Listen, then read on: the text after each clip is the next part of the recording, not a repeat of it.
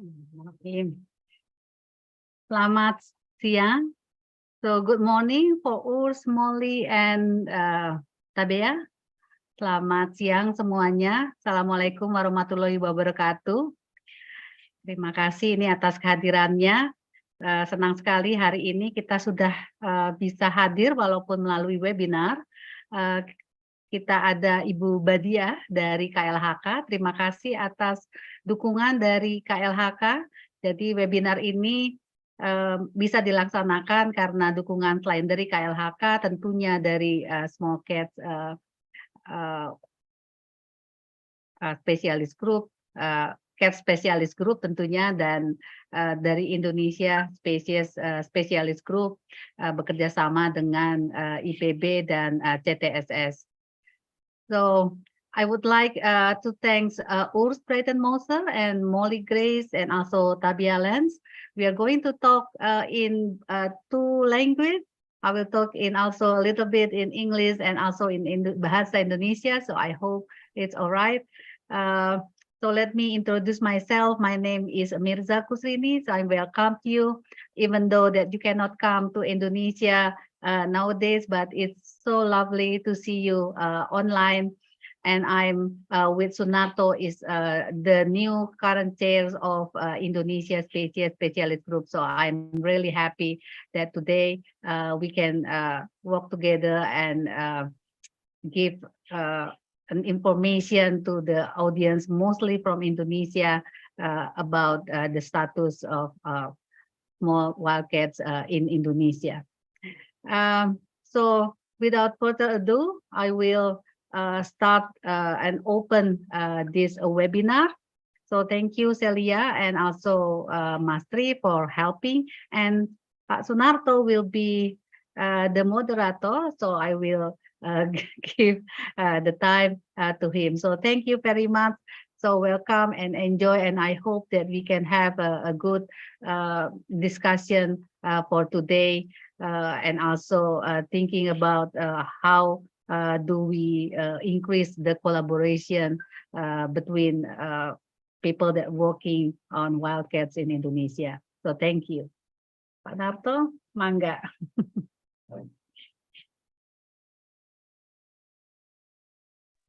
Thank you very much, Ibu Miki, Dr. Mirza Kusrini. Actually, I call her Ibu Miki, very close friend. And it is very exciting moment. Thank you everyone for joining. So we're gonna have quite exciting sessions today. There'll be a line of speakers that we really are looking forward to listen. I think the presentation. First there will be Ibu Badia from the Ministry of Forestry, and then followed by wait, I need to open my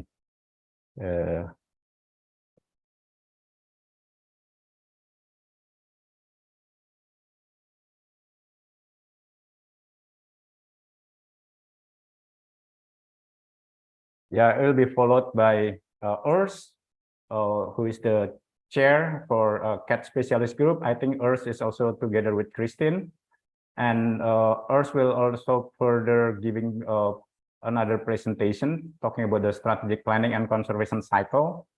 And then Tabea, also from Cat Specialist Group, will give introduction about the IUCN red listing and the processes.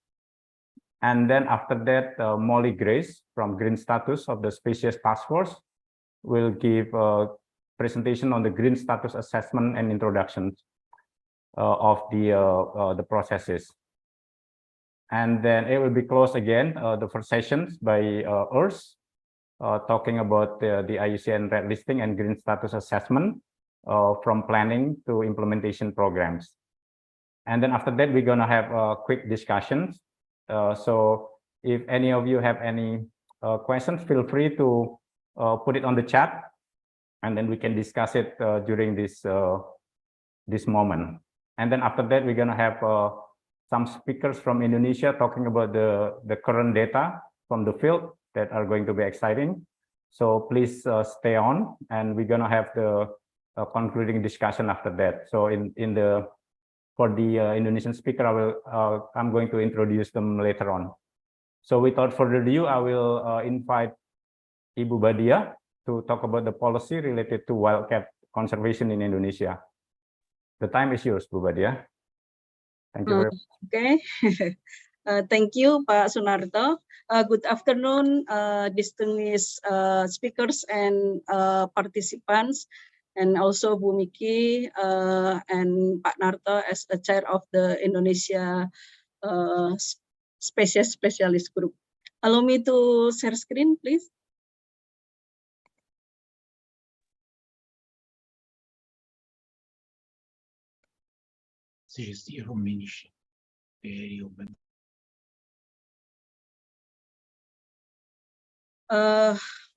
Okay, we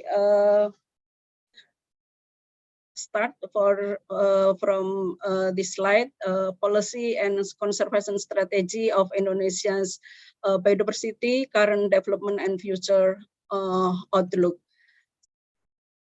As may Indonesian people know that conservation have three pillars: protection, preservation, sustainable use, and familiar with 3P, but in English not 3P but 2P and S. Yeah, protection is ecosystem and ecological protection for well-being, and preservation is biodiversity and ecosystem preservation, sustainable use, natural resources and ecosystem services utilization. The goal of biodiversity conservation regarding the 3P or 3 pillars is maintenance of essential ecological processes and life support system, preservation of genetic diversity, and sustainable utilization of species and ecosystem.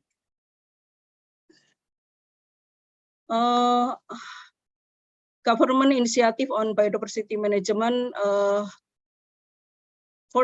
firstly is saving pristine habitat, determine or establish the protected area. No, Indonesia have 56 national park and protected area more than 556 protected area in Indonesia. And then restoring degraded ecosystem or rehabilitation ecosystem, and also we doing the biodiversity conservation in high conservation value area, or no in CBD, known as OECM. Other effective conservation measure, yeah. And also resolving human-wildlife conflict. In Sumatra province, we have many human-wildlife conflict, especially Sumatran tiger and elephants, and also respect or recognizing local communities and co-working with communities. In situ conservation strategy, we doing the protection by patrolling and monitoring, and then conflict mitigation, wildlife population monitoring. We have a KPI on the 5 years development planning, that we also rescue the wildlife, including we rescue on rehabilitate them and then release to their habitat. Until now, government of Indonesia already protected more than 457 aves, and then 137 mammals, and 36 of reptile, and 25 of crustaceae, insect, and 19 for pieces, and 51 of the mollusca. And we also protected plant, including palme, dipterocarpa, amorphophallus, rafflesia, nepenthes, orchid, and agathis. During in 5 years recently, we already assess the high conservation value area with the rich species richness approach in about 70 million hectares within protected area and outside the protected area.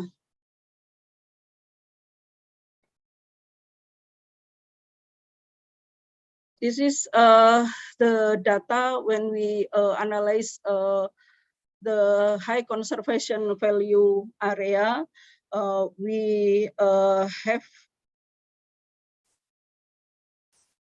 521,035 occurrence, and in for taxes, and including white cat, exclude Sumatran tiger and Javan leopard, we have more than 5,000%. White cat in Indonesia, we have 9 species. Sumatran tiger, critically endangered and appendix 1, and then Javan leopard, critically endangered and appendix 1 also, and then clouded leopard, vulnerable and appendix 1, kucing pug or leopard cat, least concern and appendix 2, and fishing cat in red list IUCN in danger, but in CITES appendix 2. Fat-headed cat endangered species, but and also appendix 1. Marble cat vulnerable and appendix 1, and Asian golden cat near threatened appendix 1, and Bornean bycat endangered and appendix 2. We also have a national strategic action plan on Sumatran tiger, but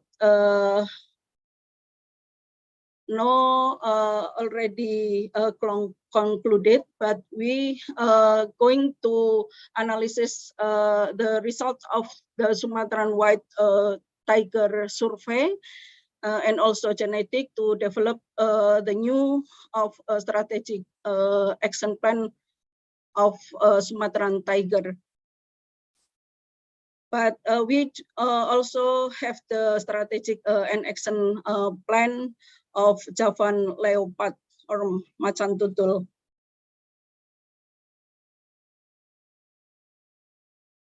This is the challenge of the biodiversity conservation.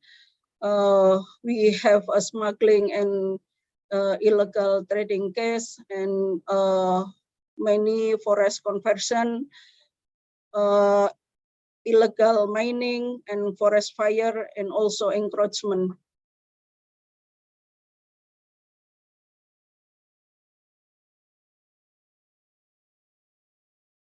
Yeah, but biodiversity management in Indonesia, we focus on two aspects. One is biodiversity protection, and two is sustainable use. We establish and manage of protected area. As I said before, that Indonesia have 456 protected areas. In wildlife trade, we also strengthen law enforcement and raise public awareness and engage local communities. In ecosystem restoration, conduct ecological assessment and then implement restoration activities and monitor the progress.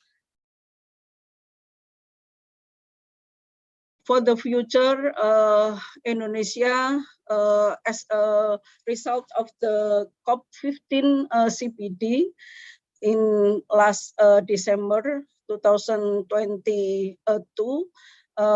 we have a global target, namely as Kunming Montreal Global Biodiversity Framework target.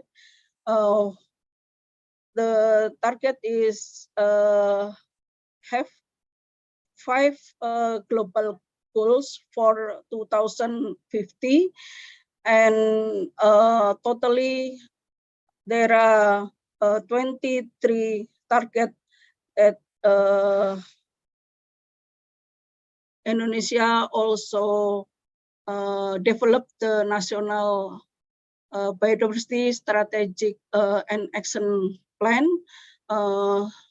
so can align with the global target. The policy and regulation, we have mainstreaming on biodiversity. We already have the government instruction number 1 2023 to mainstream the biodiversity into multi-sectoral policies, including infrastructure, mining, education, agriculture, to pay attention with the biodiversity conservation in doing the development. Indonesia, government of Indonesia also have a government regulation number 5 2021 regarding the risk based business permit or license that have 3 main requirement in doing the business. One is compatibility of space utilization activities approval, and environmental approval, and also development approval. In many sectors within forestry, the minister also have the instruction number 1 2022 regarding protection of wildlife from trapping in illegal hunting within and outside forest areas. So the biodiversity conservation can be mainstream on the doing by both business on and development. There are a conclusion that government initiative to achieve the global both national target and global target. We now developing the sustainable mechanism, sustainable financing mechanism for biodiversity conservation and also species conservation protected area and ecosystem management, and community engagement, also sustainable use that we already break into many activities to achieve the global and national target. This is a stakeholder's role. I think we also engage the educational institution, private company, mass media, local community, local government, and NGO to work together in biodiversity conservation. Thank you, and please, Pak Narto. Back to you. Thank you very much, Ibu Badia, for the very comprehensive overview. I know it's a very limited time with so many things to be presented. Also, we are a big country with so rich in biodiversity and a lot of challenges also. But I think the policy being developed the government has been explained, and we will have more detailed discussion later on. So, but before we might forget later, I encourage everyone, if you have any questions, please kindly put it on the chat so we can discuss it in the session later on. I hope that's okay. And now I'm inviting Dr. Urs Breitenmoser, the chair of the CAT specialist group, to present about CAT specialist group. And I think there will be two presentations that I think you can go ahead. You have 5 minutes for the first subsection on introduction to IUCN SSC CAT specialist group, and then 15 minutes about the strategic planning and conservation cycles. First, the time is yours. Thank you very much, Narto. I will share my screen, and this is the first one, which may take a bit longer, but the second one is a bit shorter than actually sort of. Can you see my screen? Yes, but if you can put it on full, yeah, okay, now it works. Okay, thank you very much. I'm also really grateful for this introduction that we just got from Spadia. I can already see, I will have to study your slides a bit more in detail, but I can already see that there is a big overlap between the general IUCN policy and the goals of your country. Sorry. So I will first introduce a bit IUCN SSC CAT specialist group, but also the organizations. IUCN is one of the largest, but also one of the most unknown organizations dealing with this conservation. The headquarters is in IUCN in Switzerland. It was created together with UN organizations such as UNESCO, for instance, in 1948. And the goal was to have a global sort of organization that actually incorporates governments, but also non-governmental organizations that are dealing with conservation. So the particular thing about IUCN is that it really builds a platform where organizations, both states organizations and private organizations, can meet and discuss general approaches to conservation. IUCN has, besides the regional and partly even country offices across the world, has several commissions, which are, for instance, dealing with education and communication. Very well known is also the Parks Commission on protected areas. And one of these commissions is the so-called Species Survival Commission. The Species Survival Commission is the largest commission in terms of members because it is organized as mostly taxonomic groups where experts from across the world actually participate and provide their knowledge and information to work towards the conservation of the species. All in all, the Species Survival Commission has more than 10,000 members across the world and is therefore, of course, a very, very big commission that unites, I think, most comprehensively the knowledge about species in the world.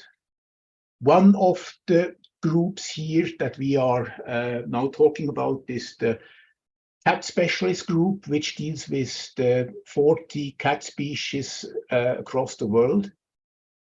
And the cat specialist group presently is coordinated by Christine, my wife, and co-chair of the cat specialist groups together with me.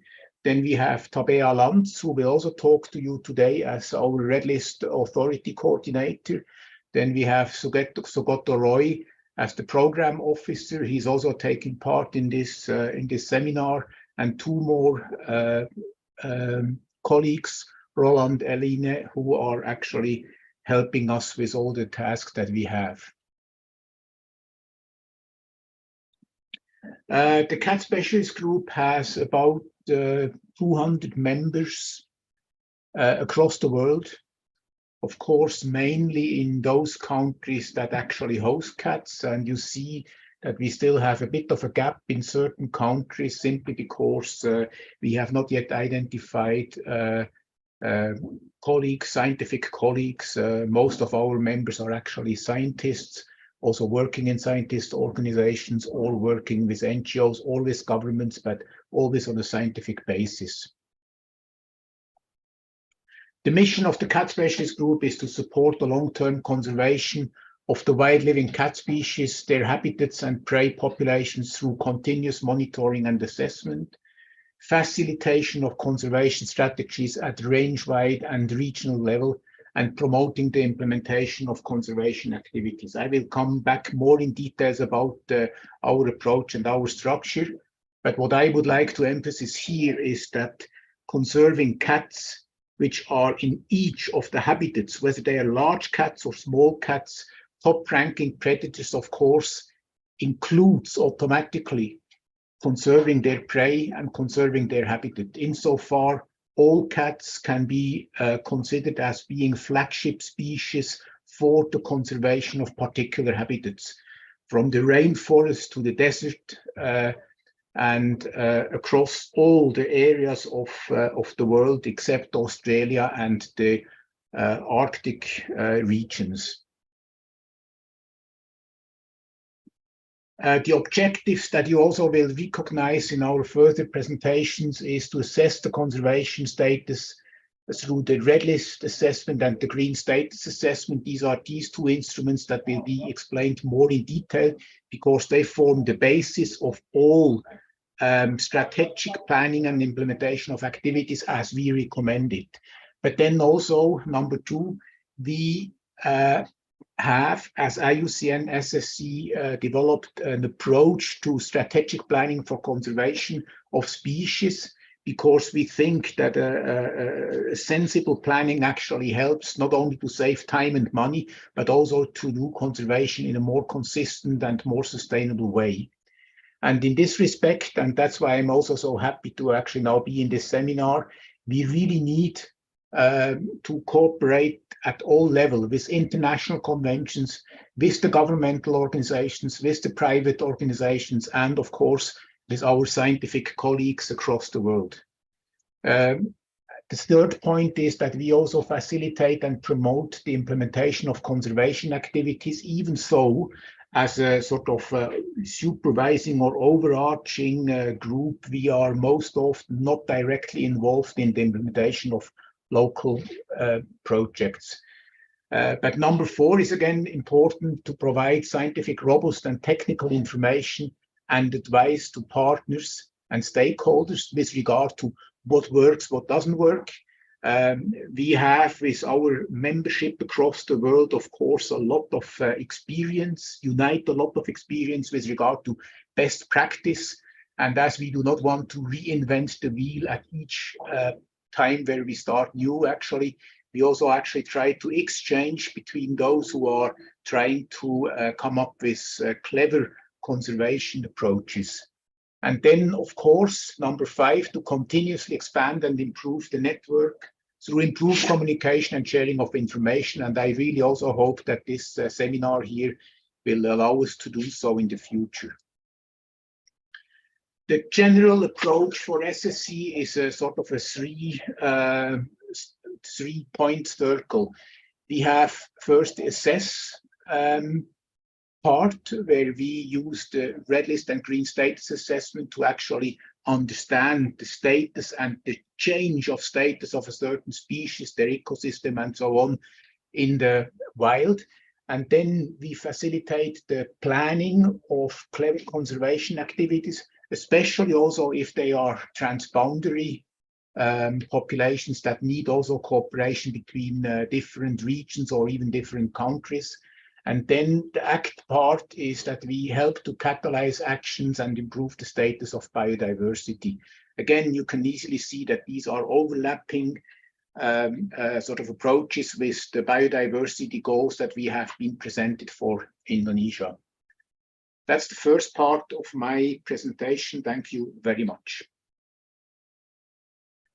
Sunato, shall I immediately continue, or do we give room for? Yeah, well, just another reminder for the participant, if you have any questions related to what IUCN CAT Specialist Group is, please go ahead, type on the chat, and then we can discuss later in the session. And Urs, please continue with your next presentation. Thank you. Thank you.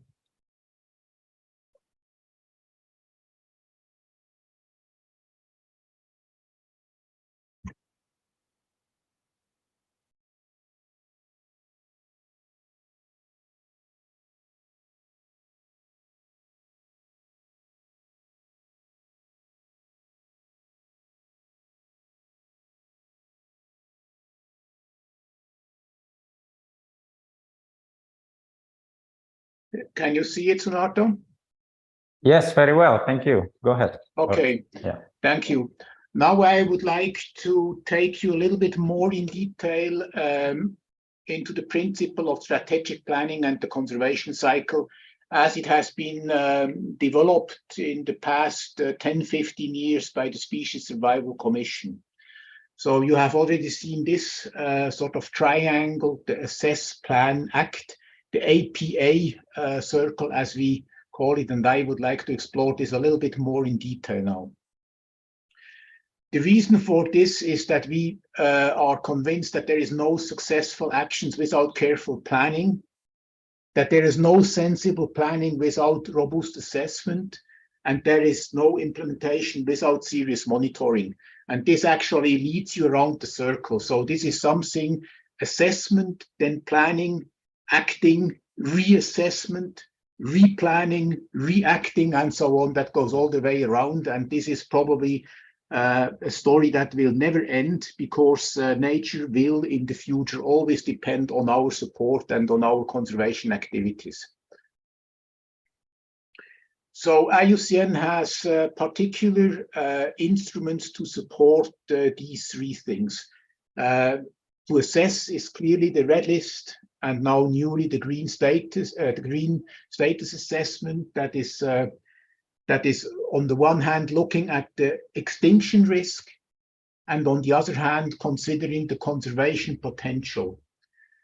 These are the two most important tools for the assessment process. Very well known in the past, the red list, and relatively new, the green status assessment, where we actually would like to address to reverse the red. So we cannot be satisfied with only knowing that a species is threatened. We need to sort of consider how to get it away from this threatened status. The planning instrument is available in several sort of guidelines. The overarching guidelines of IUCN Species Survival Commission are the guidelines for the species conservation planning. The newest version was issued in 2017, but we have also transferred this into a bit more cat-specific recommendation published in a special issue of our journal, Cat News, already in 2014, and we plan to update it according to new experience in the year to come. And then the ACT part Here we are involved as our partners across the world actually ask us to be involved. That means for us acting in situ in the range countries is mainly based on networking and communicating, advising, supervising, whatever actually our partners who are implementing conservation activities are looking for. We will have a special presentation on the red list and the green status assessment, and I therefore don't consider this now in my presentation. But I would like to explore a little bit more the approach to conservation planning. For the cats, we act according to this, what we call the conservation cycle. So first, we prepare the ground. So we first get in contact with our partners, with the organizations that are helping us for a particular planning process. And we think that a careful preparation of this, of such a endeavor actually is very important also to make the rest of the program then more efficient. Then, of course, what follows is a thorough status review, again, based on the two assessment processes, but even looking into more detail, for instance, the opportunities, the capacity available, and so on for a particular cat, for a particular country, or for a particular region. Then it follows the strategic planning, which we normally do, and I will come back to this immediately, in form of a participatory workshop, sometimes prepared by a group of experts to make it a bit more effective, sometimes actually fully developed in a participatory workshop with the governmental agencies, the scientists, the stakeholders, the organizations at the meeting. Then the action planning is normally done on regional, national, or even local level, depending a bit on the size of the scope. And the action plan then actually is implemented through individual projects, in situ projects. And this implementation actually is monitored at different levels. For instance, also at the level of the species, we then actually sort of consider whether a species is improving thanks to the action, or whether we were at least able to hold the further decline. So number 6, monitoring and evaluation, and this then actually leads back to the circle, to the status review. Sensible planning allows to save time and finances, to act effectively, and last but not least, to involve all interest groups. We have seen in the presentation before actually that conservation should be done not only together, but also in favor of local people and local communities. And it is of absolutely outstanding importance to involve the local people who are concerned about the loss, but also concerned about the implementation of conservation activities. For instance, if you actually try to gazette a new protected area, you should do this together with the local people who then actually have to live with the changed status of their lands. First, just a gentle reminder, you have 2 more minutes. Yeah, the way of how we do this is normally done in a conservation planning, which we call the goal-focused project planning. That's a full step, how we do this from vision to actions. But important,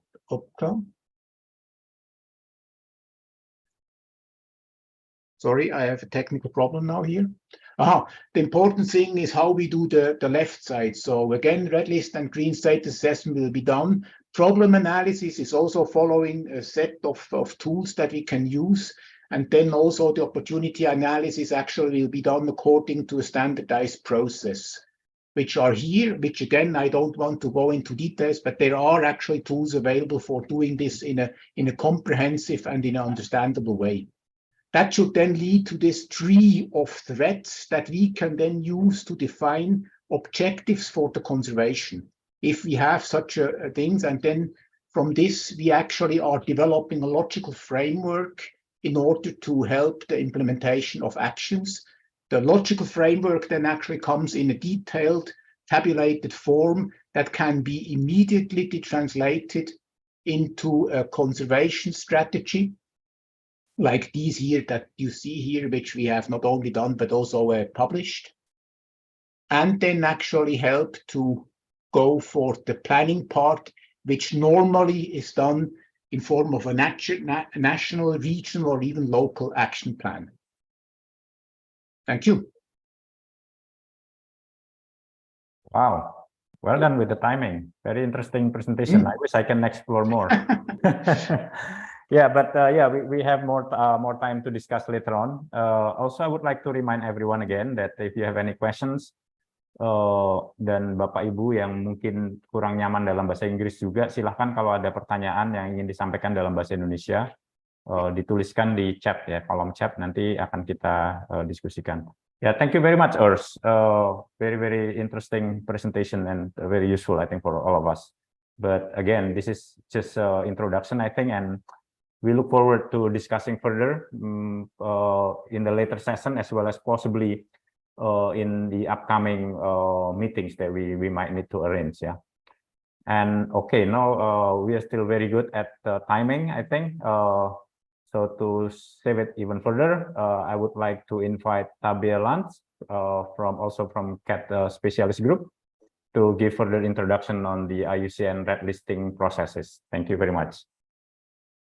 Thank you, Sunato. So I'm going to share my screen. Yes, please.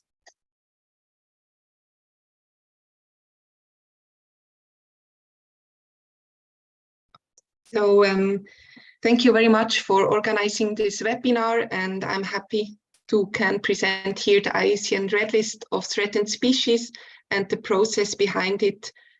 As Urs already mentioned, I'm the Red List Authority Coordinator of the CAT Specialist Group, and working with Urs and Christine, the co-chairs, since over 10 years together.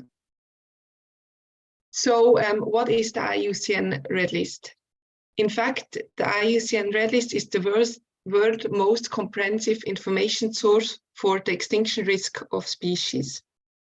It is not just a list of names and threat categories.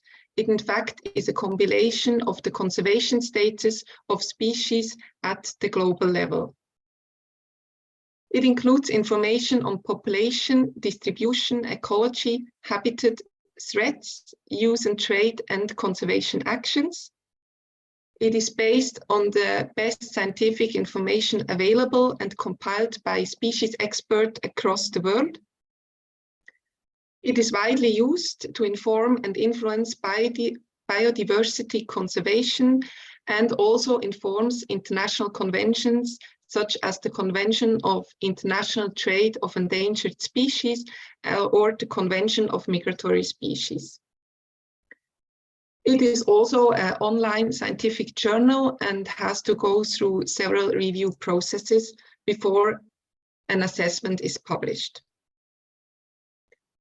The goal of the IUCN Red List is to provide information and analysis on the status, trend, and threats to species in order to inform and catalyze action for biodiversity conservation. In this regard, it has several aims: to establish a baseline from which to monitor the change in status of a species, to provide a global context for the establishment of conservation priorities at the local level,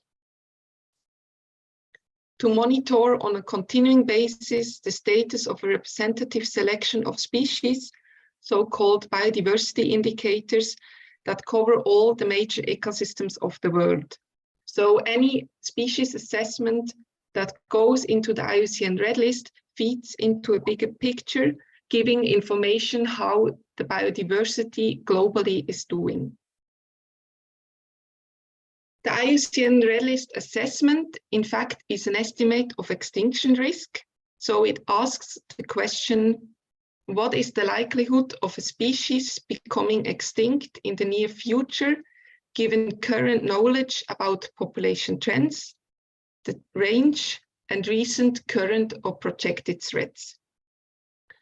It is important to highlight that the IUCN Red List is not a final list of species that are priorities for conservation action, a lot of species have not yet been assessed for the IUCN Red List and may are also of conservation action priority.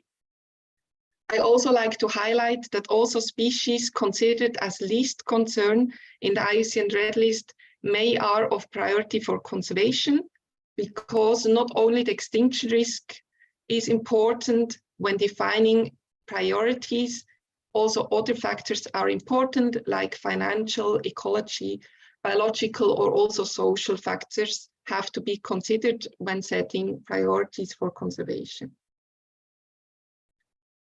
Who is involved in this whole process? So a big part is with the IUCN Red List unit. They are based in Cambridge, England, and they manage the IUCN Red List. They develop and maintain the standards which have to be followed when doing assessments. They review assessments prior to publication, so they decide when an assessment is ready to be published. They deal with petitions, do workshop facilitation, capacity building, produce analysis and tools, and also support and technical advice. The IUCN Cat Specialist Group is responsible for the assessment of all cat species. These are 40 species at the moment, which have to be reassessed at least every 10 years, possibly more species coming soon. And they have to be assessed for the IUCN Red List and the Green Status Assessment. The last Red List assessments of species date back to 2014. So that means that every species has to be reassessed in the next 2 to 3 years, except the ones we have reassessed the last 2-3 years already. There are also 77 subspecies which have to be assessed or reassessed. Let me see. Yeah. So the Cat Specialist Group coordinates the global assessments of the species and subspecies, but we can also give advice and help in regard to national or regional assessments. With the Green Status Assessment is the IUCN Green Status of Species Working Group mainly dealing, and the co-chair Molly Grace will just give further details after this presentation. I like to give some details on the Red List assessment process. So we have different roles in this process. We have so-called project managers or coordinators, which coordinate assessments or the projects, finalize assessment, and are the link between the assessors, the reviewers, and the IUCN Red List unit. Assessors are the people who really write the assessment. They provide the data, they compile it, they apply the Red List categories and criteria, and then draft the assessment. Contributors are people who provide data and knowledge, but are not directly included into the application of the Red List categories and criteria. Important are also the reviewers. They review each assessment before publication to ensure that the data is comprehensive and the guidelines are followed. And then we have the IUCN Red List unit, which makes the final sign-off of each assessment. The Red List assessment has different components. So first of all, the Red List category and criteria.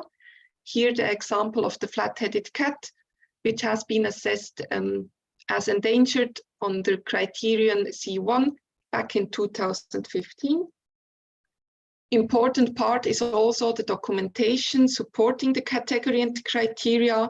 So we have text on the population size, trend and status, the range, threats, and also conservation measures, which justify the listing.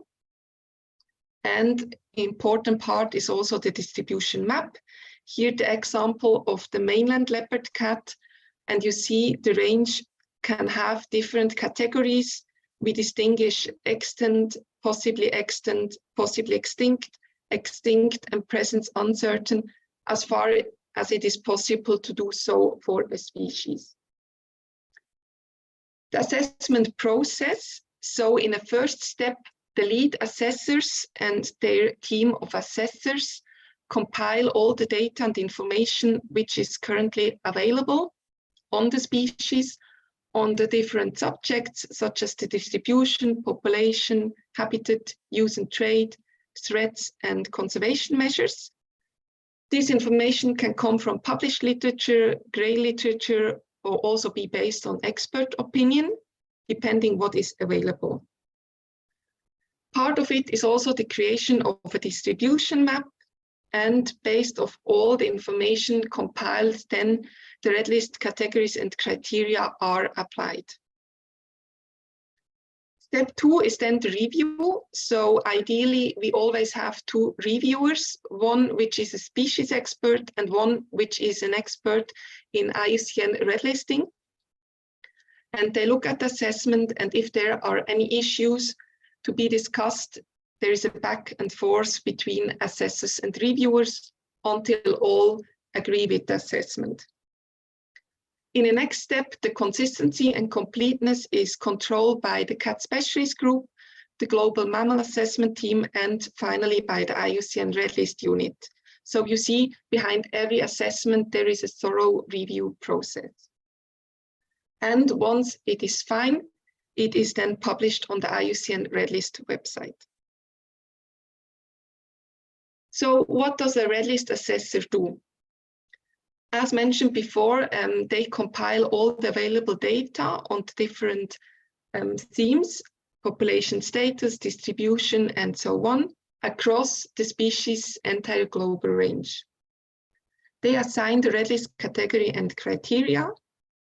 They justify the assessment following the documentation requirements. So it's really important to justify the listing. They prepare a range map following the mapping standards of the IUCN. And then they submit assessment to the red list coordinator for review and submission. So for the global assessment of cat species and subspecies, I coordinate the review and I also do the submission. Important is for assessors to really understand the red list guidelines, the categories and criteria, and to apply them properly, because if not, an assessment is not accepted. Provide the required supporting information and a good distribution map, and also to work with other people doing red listing together, that we can learn and support each other. All the essential tools of the red list assessment can be found on the IUCN red list website. There are different guidelines, such as the IUCN red list categories and criteria booklet.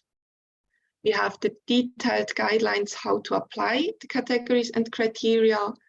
We have the summary sheet with the criteria, the documentation standards, the rules of procedure, and we also have some more detailed guidelines developed from the cat specialist group. However, they just are based on the IUCN guidelines and are aligned with them. All these tools can be downloaded and accessed on the IUCN red list website under resources and publication. And all assessments published can be downloaded also on the website, as well as any supporting online material can be accessed from there.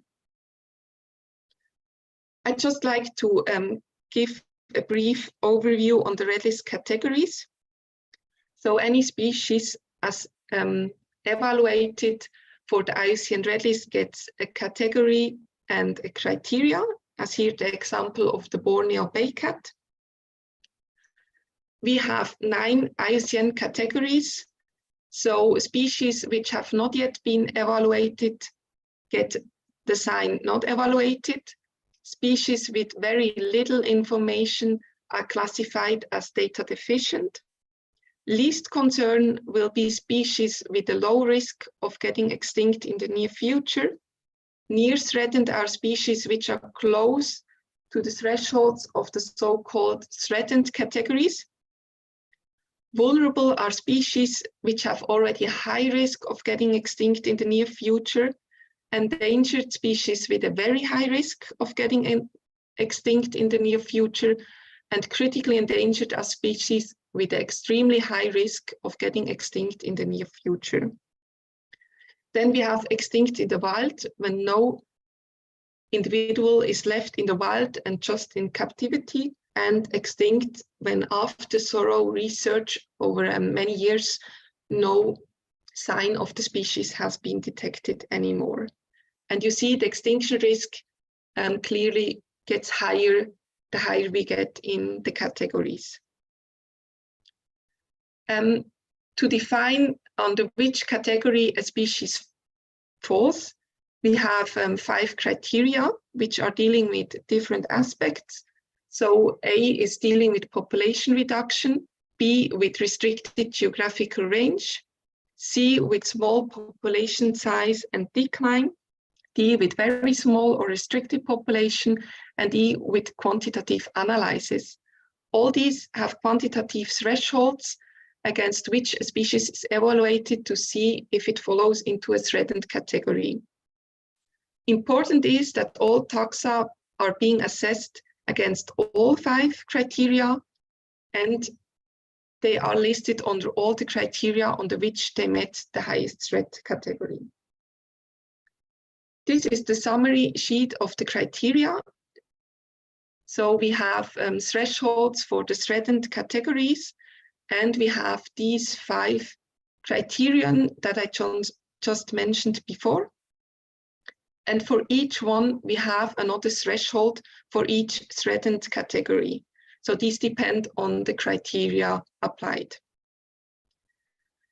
Important is to highlight that depending on the criterion, more or less data uncertainty is allowed. So for example, to apply criterion C, you need more data and information on the species assessed than for A, because A allows more uncertainty and assumption. So depending on the data available, it also limits which criterion you can apply and which ones not.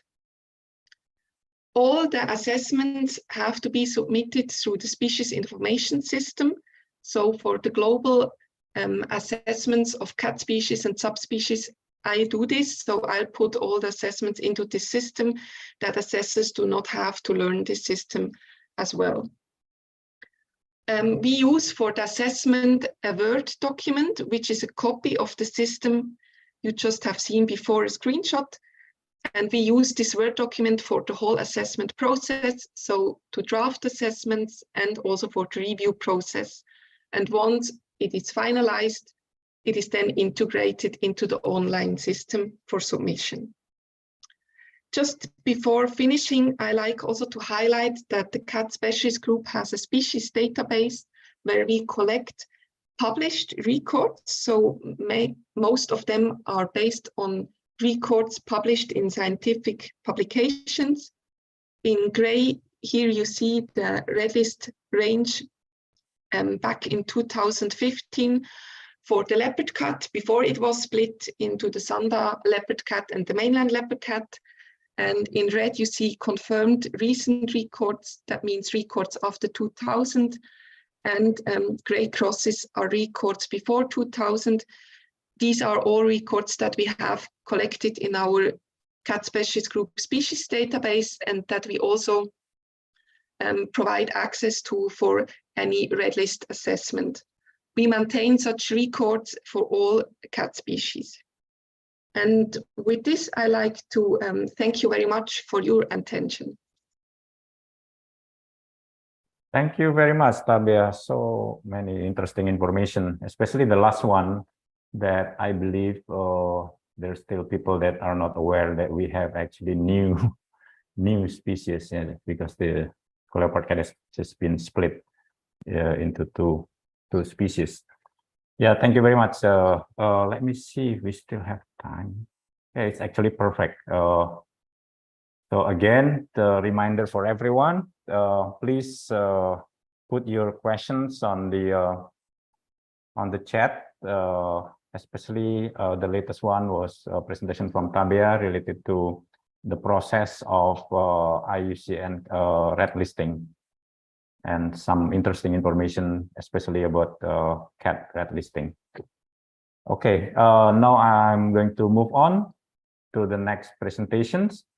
It will be Molly Grace from Green Status of Species Task Force.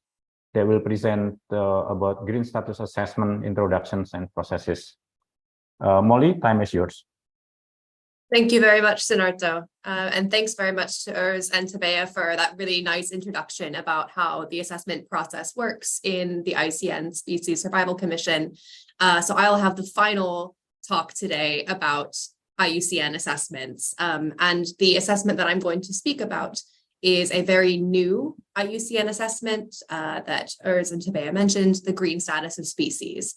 It is an assessment of recovery and conservation success.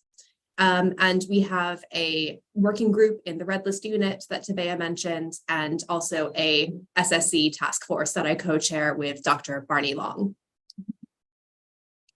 So today, because this is a very new assessment, it only was formalized in 2021. Today, I'll be speaking about why is there a new IUCN assessment, this green status of species, and why should you get involved? And I'll also speak a bit about how the assessments actually work. So first of all, a bit of background and introduction to the IUCN green status of species. So the IUCN Green Status of Species is a new assessment. It is actually part of the red list of threatened species that Tabea just described in her wonderful presentation. So this new part of the assessment is not required. If you want to do a red list assessment, you don't also have to do a green status assessment right now. But I hope I can convince you today that it's something that's worthwhile to do. Because the green status of species provides information that complements species extinction risk category. And the reason that the green status of species was developed to complement the existing red list extinction measures was this idea, this question, what is conservation success? So historically, we've had the red list guiding our practice in conservation, but with the red list, the very best you can have for a species is least concern, a species that's not in danger of going extinct in the near future. But then, is simply avoiding extinction enough? Once we have a species that's no longer at risk of extinction, is there more that we should be doing to conserve that species? And IUCN said, yes, there is, and we need a way to measure it. So following from that, the green status of species assessment has two primary aims. The first aim is to measure species recovery in a standardized way. So once a species is not at risk of extinction, what do we need to do to recover the species? And then the second aim is to assess the impact of and incentivize conservation actions that will influence the recovery of that species. So I'll focus on the first aim now. So how does the green status measure recovery? Well, in our guidance document that we published in 2021, we published a standardized definition of a fully recovered species. So the green status considers a species fully recovered if it is viable and ecologically functional in each part of its indigenous range. So for now, I'm not going to define any of those terms. I promise I will. But let's think about it conceptually first. So we have our definition. And here on the screen, we now have a graph where we have on our y-axis a species recovery score that goes from 0 to 100%. And so the first thing you have to know about the green status of species is that if a species meets the definition of a fully recovered species, that's on the screen there, it would have a score of 100%. So that is the benchmark against which recovery is measured. And I will explain more about what that definition means in a few moments. But of course, most species, sadly, are not going to be at 100% today. So the first step of the green status assessment is to assess where the species is on that spectrum from 0 to 100 and give it a species recovery score percentage. And then, just like the red list, you can break that score into categories. So Tabea described the different extinction risk categories of the red list. Now there are species recovery categories for the green status. So if a species is at 100% of that species recovery score, it gets a category of either fully recovered or non-depleted. if the species has never been affected by human activity. And then as you move down away from 100%, we have the following categories. We have slightly depleted, moderately depleted, largely depleted, critically depleted, and then finally, as you get to 0, that would represent a species that is extinct in the wild or extinct from the world. And what this does in a really nice way is it gives us new language to talk about the conservation status of a species. So before we could simply say that a species is least concern, but now we have a new species recovery category with the green status that allows us to tell a bit more of a story about what's happening with that species.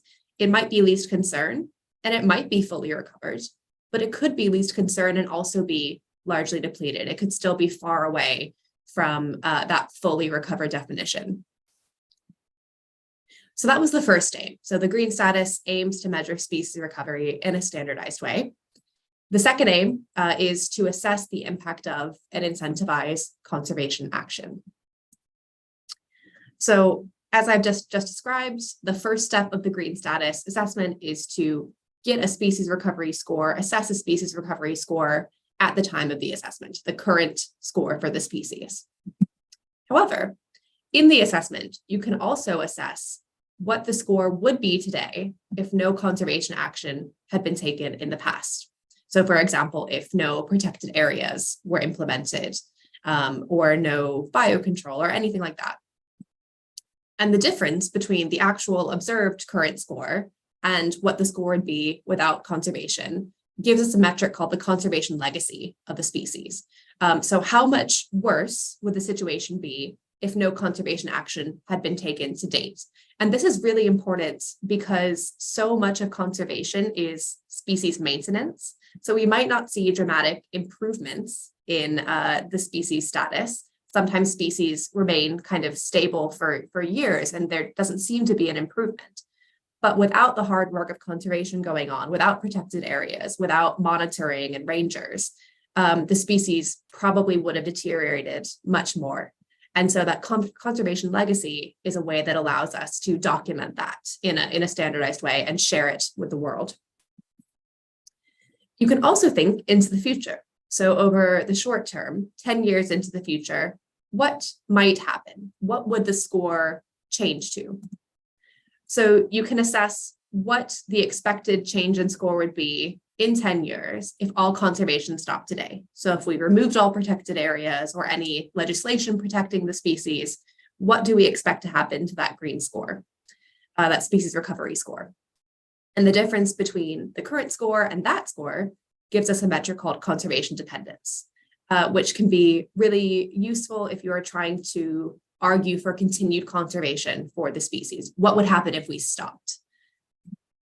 You can also think positively. So if conservation continues as planned over the next 10 years, where do we expect that score to go? Do we expect it to improve, stay the same? And if we do expect an improvement over the next 10 years, that gives us a measure called conservation gain. And this can be very motivating. So it helps you think about, if we continue our plans, what do we expect to see in terms of improvement for the species? What's realistic over the next 10 years?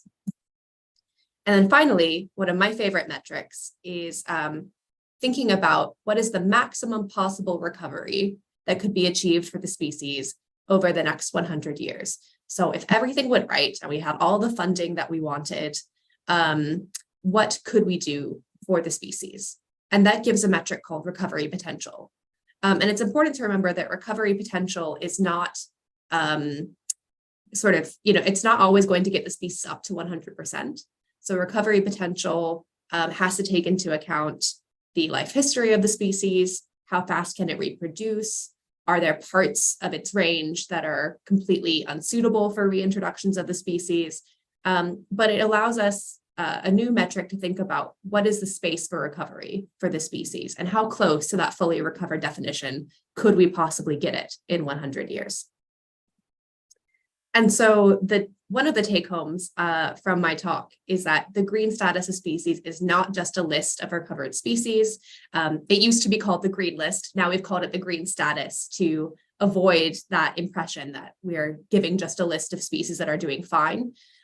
It's a roadmap of recovery for a species. So the green status, GSS, green status of species, these assessments help tell a species' full conservation story.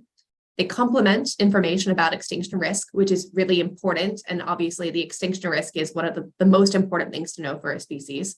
But the green status adds information to that story. And the Species Survival Commission, the SSC, has a goal of 5,000 assessments by the year 2025. So we are really happy to be working with the cat specialist group to assess the 40 plus cat species in the world to help us get towards that goal. And now in my second half of the talk, I'm just going to briefly explain how do green status assessments work? How do we measure these species recovery scores, these percentages, and what does that fully recovered definition mean? So here's that definition again, and I am going to explain each of those colored words in a bit more detail. So we consider a species fully recovered if it is viable and ecologically functional in each part of its indigenous range. So first, I'm going to talk about the indigenous range of the species, and you'll notice that I've left out some words in the definition. This assessment is a little bit more complicated that I'm going to explain, but we don't quite have time, but I'm happy to answer any questions about it. And I'm sure some questions might come up that get at the missing words. But first I'll talk about what indigenous range means. So the indigenous range of a species is the distribution of a species prior to major human impacts. So this could be a known distribution. It could be inferred from historical sources or models, things like that. But it gives us a baseline to think about where was a species distributed, where was it found prior to major human impacts. So for example, if we look at the cheetah, the species is currently found in these dark green areas, but in around 1900, it was found in all of these light green areas as well. So prior to major human impacts on the species, it had a much larger range than it currently does. And so when the green status is trying to measure recovery, there has to be a baseline for that recovery. And so the pre-impact range, the indigenous range, is that baseline for recovery. Then the next part of the definition of a fully recovered species I'll talk about is what do we mean by the different parts of the indigenous range, parts of the range. So in the green status assessment, we call these spatial units. So we break the indigenous range into pieces and assess the status of the species in each one of these spatial units. And the goal of spatial units is we know that species status is usually not uniform across the entire range. It might be doing really well in some places and not doing well in others. It may have been completely extirpated from parts of its range. And so with these spatial units, we can capture that variation and we can incentivize recovery across all parts of the range and make sure that all of the systems which the species historically occurred are represented in our assessment. And so there's different ways that you can make these spatial units. You could use biological divisions of the species, for example, subpopulations or subspecies. You could use ecological divisions like ecoregions, or even human boundaries like countries or states, depending on the species. And so to see our cheetah example again, the spatial units could be based on biology, on different subspecies of cheetah. So you can see all the different colors are the different potential spatial units across the species indigenous range. Then the next part of our definition is a species is fully recovered if it is viable in each of those parts of the range, each of those spatial units. And viable is pretty straightforward. It's very linked to the red list. So if you applied the red list criteria as Tabea described in her presentation, and you found that within a spatial unit, a species was least concern or near threatened but not declining, it would be considered a viable species in that spatial unit. So that one's pretty straightforward. And then finally, we have this idea that a species must be ecologically functional in all of its spatial units if it is to be fully recovered. So an ecologically functional species is a species that exhibits its full range of ecological interactions, functions, and other roles in the ecosystem. You can think, cats are predators and often exert a lot of influence on predator-prey dynamics, on the ecosystem. And so you'd want to ensure that you're not just having a few cats in the landscape, you're having enough to fulfill that predator role. However, don't panic. You might be thinking it might be very hard to measure how many cats do you need to fulfill the function, but there are a lot of proxies for this. And I won't describe them now, we don't have time, but it might not be as challenging as you think it is to assess whether the species is ecologically functional in a spatial unit. So to summarize, if you wanted to do a green status assessment, these are the steps that you would take. You would first define the species indigenous range. So it's pre-impact range. You would then divide that range into spatial units, these different parts of the range, maybe subspecies or subpopulations. You would then assess the status in each spatial unit. So I've talked about viable or functional, which are the statuses we want to see. But if a species doesn't meet the criteria for those, it could be classed as present or absent if it's entirely extirpated from a spatial unit. And then once you know the status in each spatial unit, you can calculate your green score. So the percent fully recovered that the species scores. And you can think of this as kind of taking a weighted average across the units based on the different statuses they each have. And we use this calculation, green score calculation. So N in the denominator equals the number of spatial units. So for the cheetah, there were, I think, 6 or 7 subspecies. Those are the different spatial units. So that would be N. WF, also in the denominator, is the weight of the functional state. So this table has just appeared. And each of those states, absent, present, viable, or functional, gets a numeric weight. And as you might expect, functional is the best that a species can be, so it gets the highest weight. Absent is the worst, so it gets the lowest weight. And then in the numerator, you can see this WS term. So that is the actual observed status in each of the units. And so you would sum whatever those weights would be, you would sum it in the numerator. And so what this means is that if all of your observed spatial units were functional, they all got a weight of 9, then this equation would work out to be 0. Would give you the maximum score of 100%, which means it's functional at all parts of the range, which means it's a fully recovered species.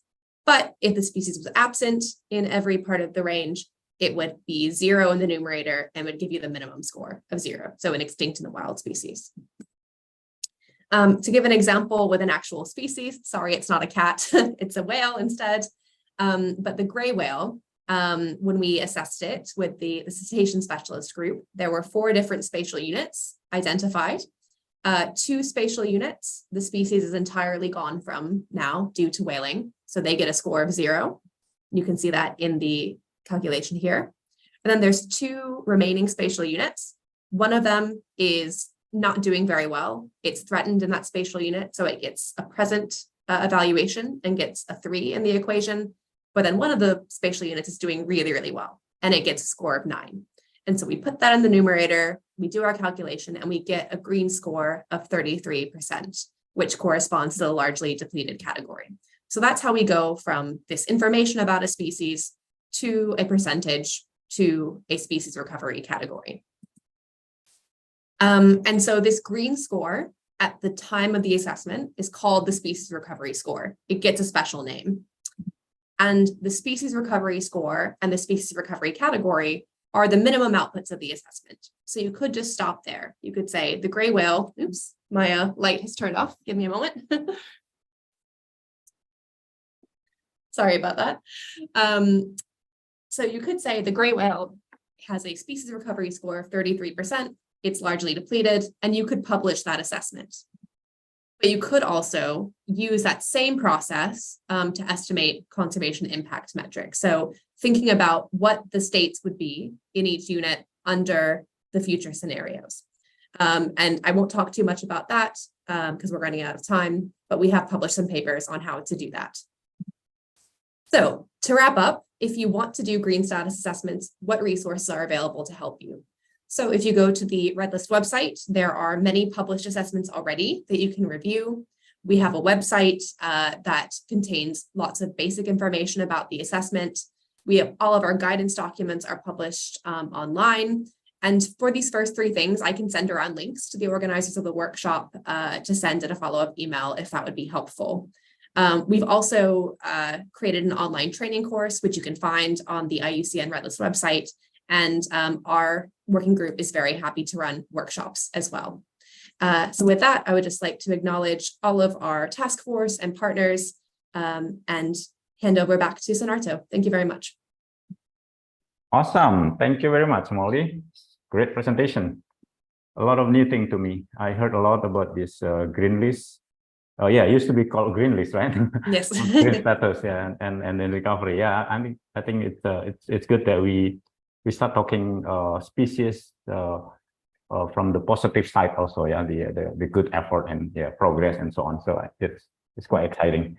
I actually personally have some questions, but I will keep it until later. Thank you.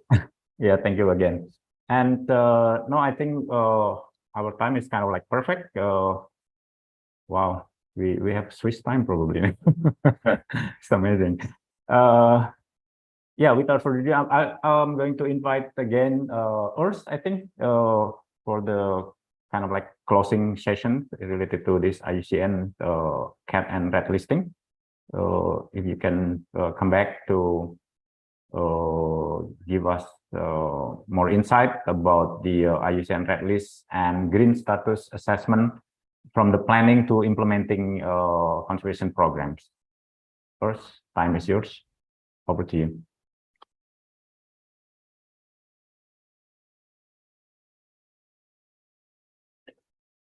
So thank you very much, Sonarto. My last presentation will be relatively short because it is then actually a lot of points that we will take up again in the discussion, I assume, after we then have actually heard the situation of the cats in Indonesia. So I have a few slides on what we can possibly then do actually with what we have heard right now, and I will start again with a slide that you have seen before, and we'll now explore a little bit more on how we come from the assessment and planning to the action. As explained before, the specialist groups are generally not really directly involved in the assessment. Also, of course, I have to say that our members in the individual countries belonging to different kind of organizations normally are deeply involved in the implementation of conservation programs and projects. So what are we doing from the sort of chair's office with this here? We want to and we need to cooperate with national conservation authorities, with regional scientific institutions, and with international, national, or even local NGOs, mainly through our members, but sometimes also in direct contact, especially with governmental agencies. IUCN has the advantage that a lot of governmental institutions, in some situations, even the countries as a country, as a nation actually, are members of IUCN, and therefore we have most often somewhere a direct contact to governmental institutions. How do we do this? As we have heard already in the first presentation today, it is of utmost importance for a comprehensive conservation that we really reach out to the societies. And we sort of call this the triangle of conservation.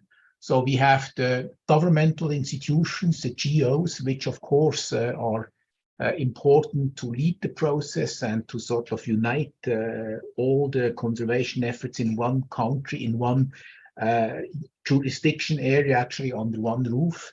But then we have also the scientific institutes, which are need to provide the background information, and then the NGOs, the private organizations, which actually have their roles to play too. what could these roles be? So the governmental organizations clearly actually are defining the overarching policy. For instance, also they need to look for the sectorial balance. In most countries, the environmental ministries and environmental agencies are not the strongest in the whole government, so they need to actually cooperate with all the other ministries and agencies that may have different goals and different priorities. Governmental organizations are, of course, responsible for defining the legislation and then most often for enforcing the legislation. They are responsible for protected area management and, of course, first gazetting of protected areas. And they are those who actually have access and manage the public funding. Scientific institutions, that is relatively clear, they do the ecological research. They do also the socio-economic research, which is becoming more and more important with regard to conservation. They are often involved, and they should be involved from my point of view, in a scientific robust monitoring. Methods always need to be further developed. Data need to be analyzed, but also interpreted in a correct scientific way. So the scientific institutions provide the knowledge base for any sort of science-based conservation, which IUCN, of course, very strongly advocates. And then the NGOs, finally, they are very often those organizations who can provide a kind of an early warning.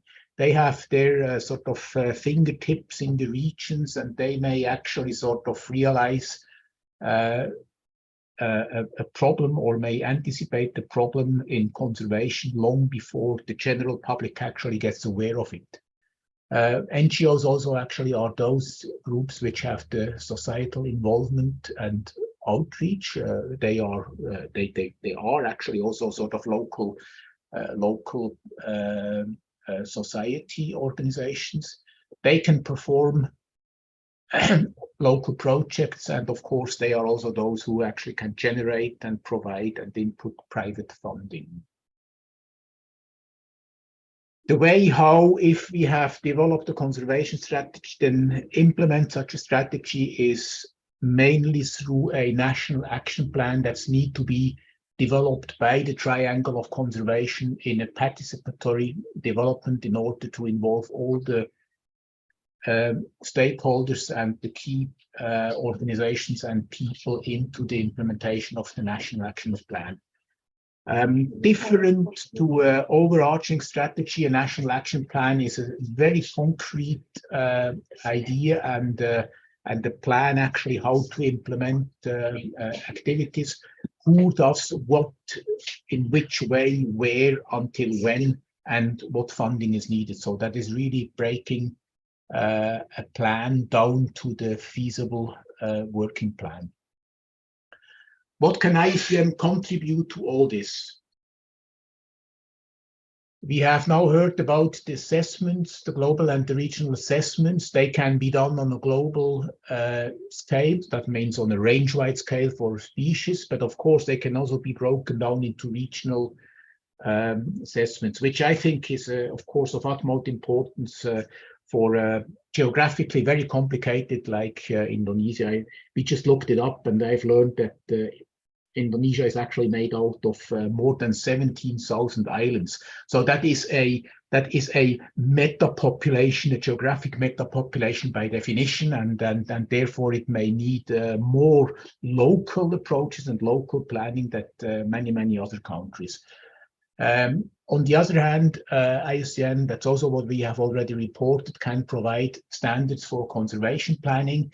But IUCN also has a lot of sort of guidelines or recommendations of best practice, again, addressing some of the topics that we have already heard that are part of the general biodiversity conservation strategy and policy of Indonesia. So we have, and that is just a brief selection. So we have guidelines on human-wildlife conflict. We have a lot about protected area management, situation of wildlife and disease and so on, monitoring and evaluation policy, or communication, community involvement toolkit. And as I said, this is only a short selection of a lot of things. Again, we do not have the time, and most often we do not have the funding to reinvent the wheel in any place. So we need to share experiences, we need to share best practice experiences, and then actually sort of try to adapt them to the local situation. IUCN can therefore also actually sort of serve the triangle of conservation at each of the levels with the governmental agencies, with the scientific communities, which are most often actually forming the members of the Species Survival Commission, and with the NGOs with regard to mutual cooperation and support. With regard to the cat species of Indonesia, I could imagine to have the following steps. So first, the inventory, the status review, red list and green status assessment, as we have already discussed it, to form a first basis actually for discussing further conservation approaches. Then the identification of conservation needs, that would be the conservation planning and setting the priorities. We certainly, none of us actually will have the capacity to start everything at the same time. And last but not least, the IUCN Cat Specialist Group is happy to advise and to help with regard to the cats, which of course for us are important, and which I hope that also you would support us to conserve these flagship species for the conservations of Indonesia. Thank you very much. And over to you then, Sumarto. Thank you very much, Urs. Yeah, very nice closing, I think, and good offer. Thank you very much for the offer. I think we can discuss that, yeah, on the next process that we should aim. All right, so I think we are very good at timing. So we have now for this first session, I think around 20 minutes, if I'm correct. Let me check again my time. Yeah, around 20 minutes, Pak Narto. Okay, yeah, thank you, Celia. And yeah, Celia, I think can help me also in trying to identify and select the questions from the participants that need to be addressed. So let me check. Okay. So there are 7 questions, Pak. Maybe from the first one, from Rustam. Biodiversity Management Plan, or BMP, and biodiversity hierarchy for all of species, including carnivore, is very important based on landscape management. Are there implanted sample for the good practice on BMP to protected habitat? Okay, let me see who would be the best to address this, because I don't think any of the specific. I think this one, I think Bubadia, if you're still there, Bubadia, there's a questions about better management practices and protected area, protection of habitat. Are you there, Bubadia? Can you possibly respond this? Ini ada pertanyaan, Bu, Ibu Badia, masih di sana kah?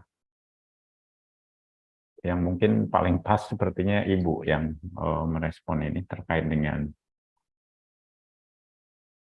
hierarki biodiversity species, mungkin semacam prioritas begitu ya ini ya. Itu penting di tingkat landscape, dan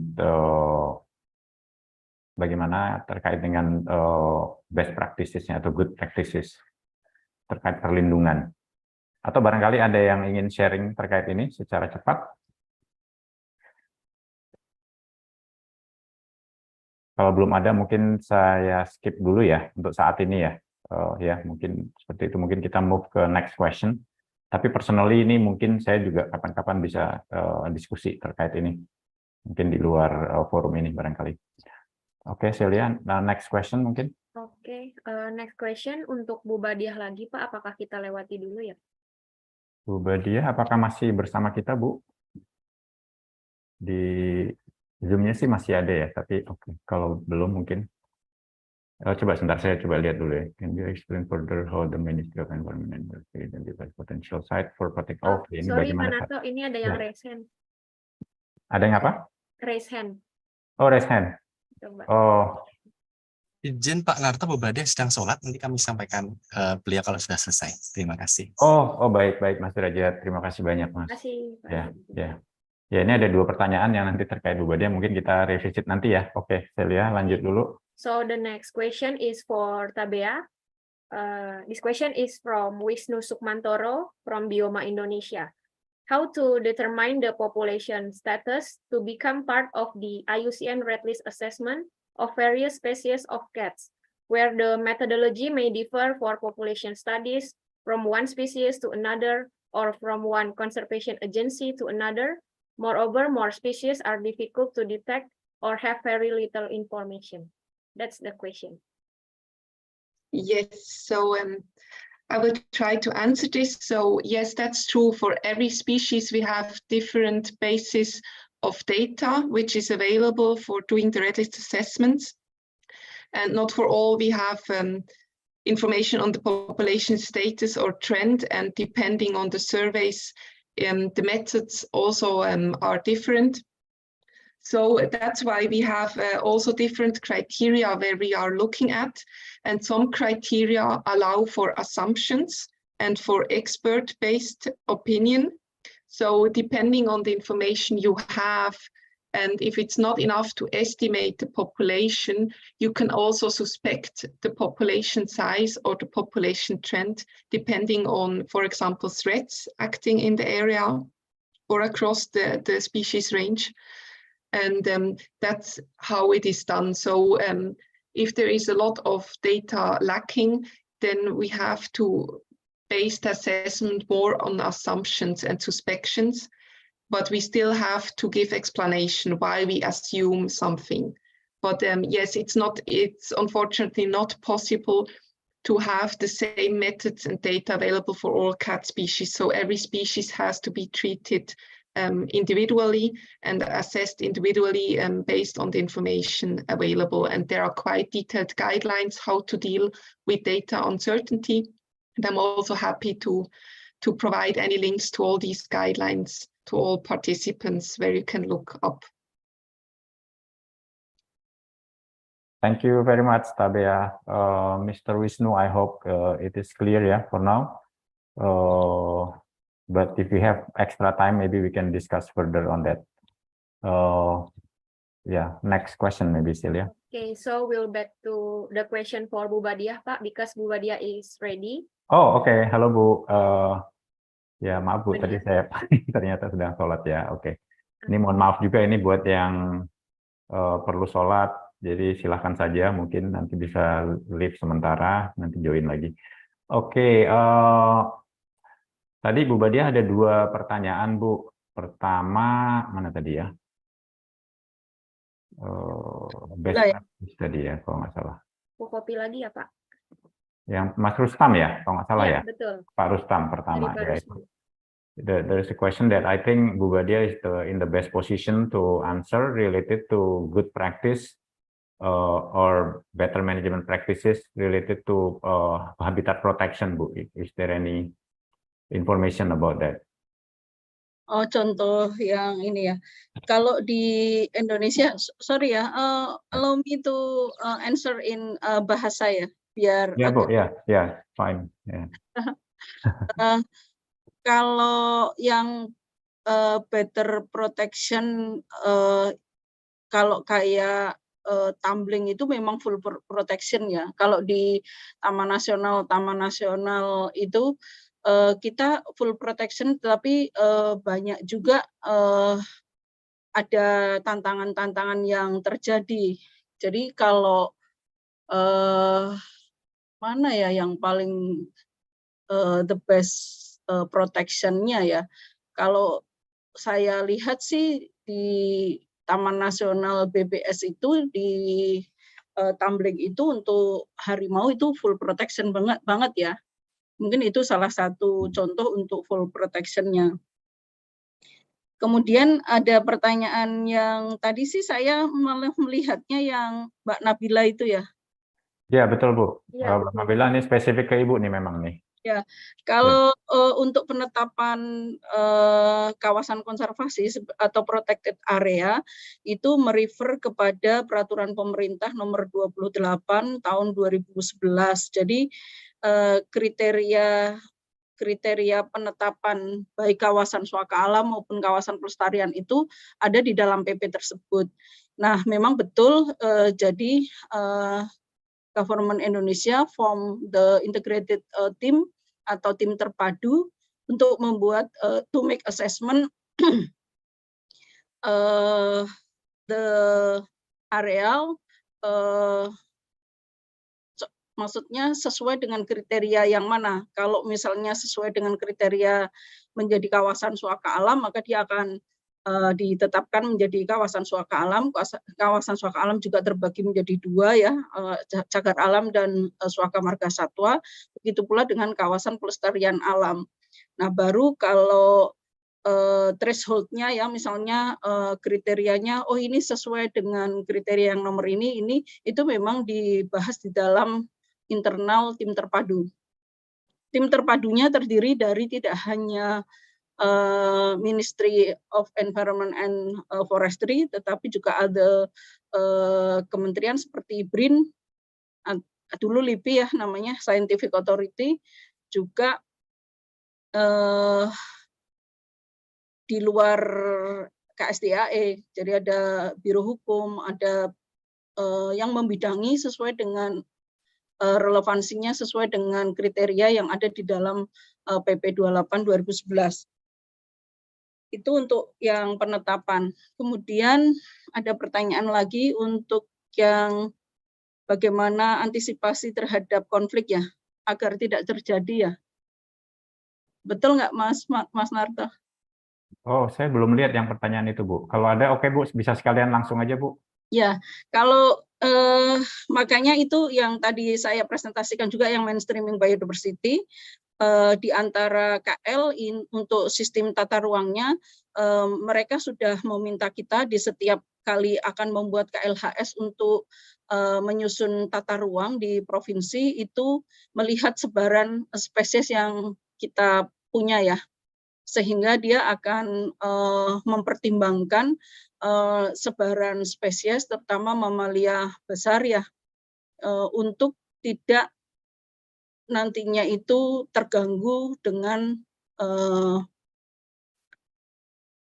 pembangunan ataupun kegiatan yang akan dilakukan di atas peruntukan ruang tersebut gitu. Kemudian yang kedua itu secara di kawasan hutan sendiri sudah ada instruksi Menteri nomor 1 yang itu setiap kali membuat perizinan untuk perizinan berusaha pemanfaatan hutan itu juga kami selalu dihadirkan untuk memaparkan sebaran satwa yang ada di lokasi yang dipropos untuk penerbitan perizinan berusaha pemanfaatan hutan. Nah, kalau yang sudah terlanjur izinnya itu dikeluarkan, maka ada mekanisme bagaimana kita bisa meminta untuk merevisi RKU-nya. Itu hal-hal yang kita lakukan untuk meminimalisasi terjadinya konflik. Baik, ya. Sudah semua ya? Baik, ya. Ya, Bu, saya pikir mungkin sudah ya. Nanti kalau ada lagi kita infokan kembali. Terima kasih banyak, Ibu Badia. Just for the benefit of our colleague who are not speaking bahasa, just try to summarize. There are, I think, 3 questions to Ibu Badia. First is related to habitat management, if there is any best practices. Basically, she appointed few national park, including the management of some part of national park in Sumatra. And then secondly, what was the question on the second? The criteria of a destination protected area. Oh yeah, criteria and the process in designation of protected area. Yeah, basically there are processes and there are kind of like regulation already on place. And typically, it's not always the way, but typically there is a like joint team, being established to identify important areas based on the priority species and so on, and then that will be discussed, and yeah, there are regular process on that one. And the last one is about how to avoid conflict, yeah, or to manage conflict. And Bu Badia basically explained about the importance of having information about species distribution, and that should be considered in the permitting processes of the land use, for example, especially within the authority of the Ministry of Forestry, I think related to the PBPH, for example, now, or the management of production forest or others. So they need to consider the presence of species, and whenever possible, they should avoid it, but otherwise maybe they need to compensate or mitigate, yeah, to doing some mitigation actions. I think that's a quick summary. Okay, Celia, what next? Okay, so the next question is for cat specialist group. Maybe Urs or Tabea can answer this. From Ofat Sofwatudin, Ovora Trust Foundation. As we know that the Javan leopard is the top predator in the Ujung Kulon National Park after the Javan tiger was declared extinct. Our foundation, Ovora, in collaboration with Ujung Kulon National Park, has been conducting surveys and monitoring of leopards using video traps since 2 years ago. We have collected raw data in the form of video clips of leopards, but we do not yet have a team to analyze and identify them to determine their age structure, sex ratio, and population. Can cat specialist group facilitate or assist training for our team to analyze the raw data? That's the question. Okay, thank you. Yeah, Urs. I can take this over. Yes, I'm happy to answer this question if the NGO actually could sort of send me an email with a bit of more information on the data. How to analyze data very strongly depends on what kind of data you have. So distribution of the stations in space, distribution in time, the frequency of pictures taken of the stations actually that we're working, and so on. Basically, pictures are, of course, with most cats very important because you can individually distinct individuals of cats on the pictures. With video clips, it's most often more difficult than, for instance, with white flash pictures, where they are sharp and the coat pattern are very distinct. But then what you can do with it on the distribution and the recapture rate and so on. But there is basically any sort of analysis possible, from sheer distribution to occupancy modeling up to spatially explicit capture, mark recapture analysis of such data. And there are tools available. So what you can do depends really a bit on the data set. And we are happy to advise or to actually put those who have a need for such analysis into contact with the right methods or with the right people who could possibly help. But it would now be take too much time actually to explain the different ways. So it would be very good to have a brief summary of what kind of data is available, the quality of the data, the distribution in time and space, and so on, and then we could advise better on what to do with it. Thank you. May I just briefly come back to a former question that Tabea has answered. Mm-hmm. So Tabea has explained that the assessment for the different cats, of course, based mainly on the information available, and that they differ from cat to cat. What we have recently done, and it will actually be released within the next few weeks, is we have done for all the smaller cat species an assessment of the assessments, and we will soon release what we call the small cat report, where we actually sort of indicate for future assessors and contributors to the assessment what the present status of the assessment is and how it should be or could be actually improved in the future. And this report will soon be available on our website. It's not actually the assessment of the cats, but it's evaluation of the assessments for any of the smaller cat species. And that should actually be helpful to guide the future assessments for the non-Panthera species of the cats. Thank you. Thank you very much, Urs. Very helpful. And yeah, Mas Ovat, feel free to contact Urs, or some of us also here. Actually, maybe later on, after we hearing the next presentation, maybe by Mas Erwin. I think that he's also been working on that, and his team in Sintas also. And I believe there's also forum, yeah, forum Macan Tutul that might be able to help as well, but we can discuss further. Yeah, thank you. Celia, next question. Is there still any? Okay, so we only have 5 minutes left, Pak. So I will pick the question for Molly Grace. The question is from Mr. Muhammad Iqbal from Restorasi Ekosistem Riau. The question is, how do you define past distribution of a species while the information is sometimes vague? While the better information and more observation, the current distribution brings in consideration on specific habitat and niche that shrink the type habitat the species occupied. Certainly, this will impact the green scoring. That's the question. The time is yours, Molly. Thank you, Celia, and thank you for the question. It's a very good question, because for the green status, we want to be thinking about the historic range of the species. That's very important for recovery and restoration. But as the person who asked the question rightly points out, we don't always know. We don't always have all the information. And it's similar to what what Urs and Tabea were talking about. You can do a red list assessment with imperfect or incomplete information based on inference that you justify. You can do the green status the same. When it comes to the past distribution of the species, what is helpful is that we want to think about parts of the range, so spatial units where the species might used to have been in the past, but is not anymore, so wouldn't be captured by the current range.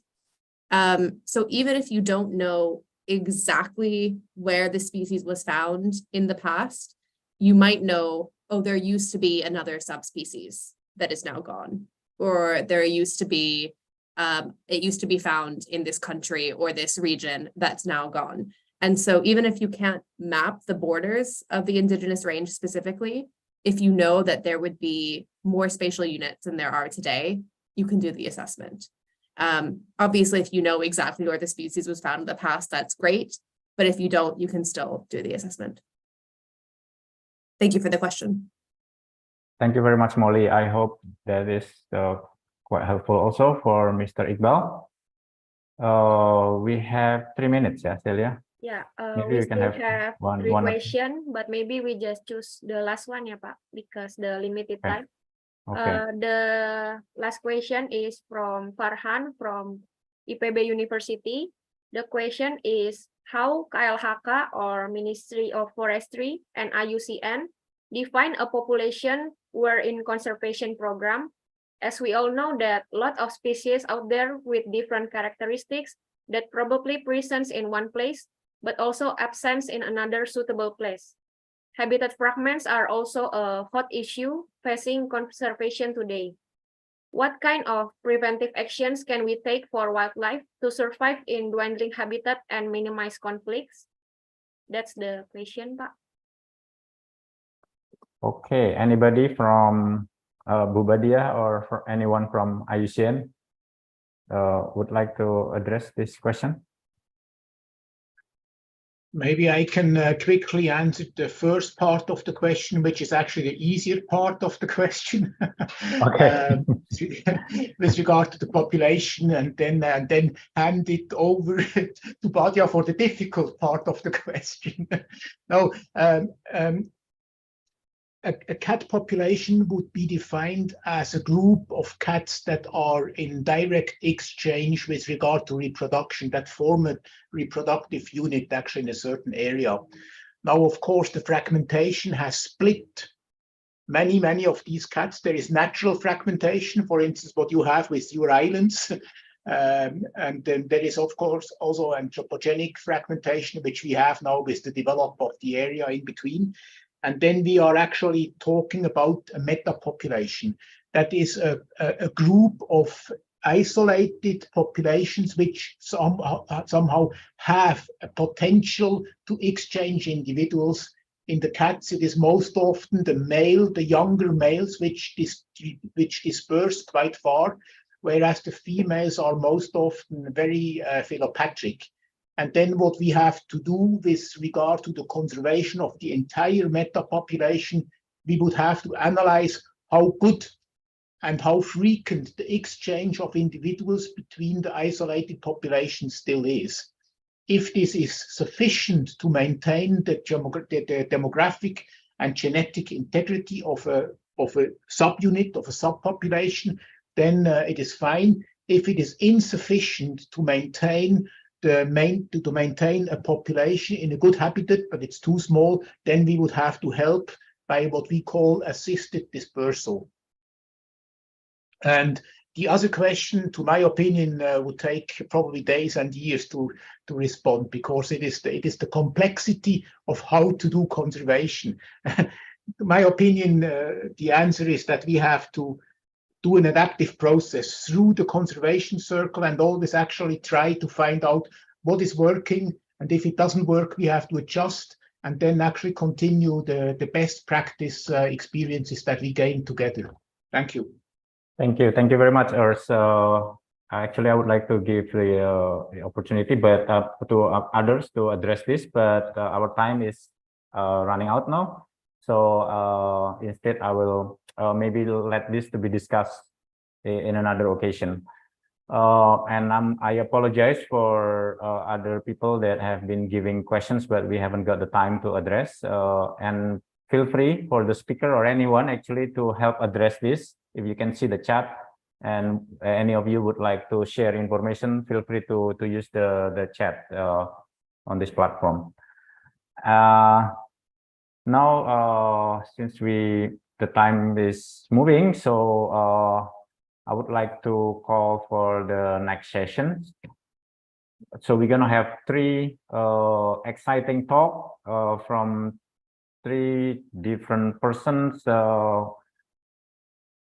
that have been working on cats in different places, focusing on different species and so on. So I think it's going to be really exciting to see their presentation. So without further ado, I would like to invite Mr. Erwin Willianto, who is the founder of Sintas and has also been active in many different projects and programs of conservation, including tigers and leopard and others. So he's going to give presentation on the current status of medium and small wildcats in Indonesia. Mas Erwin, time is yours.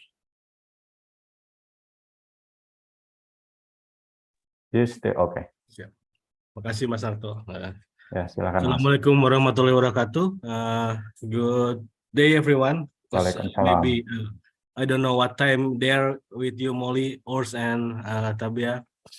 So I maybe will talk a bit in Indonesian and also in English, because I see most of the participants from Indonesia, but I have a presentation in English, so maybe you can follow it. Okay, so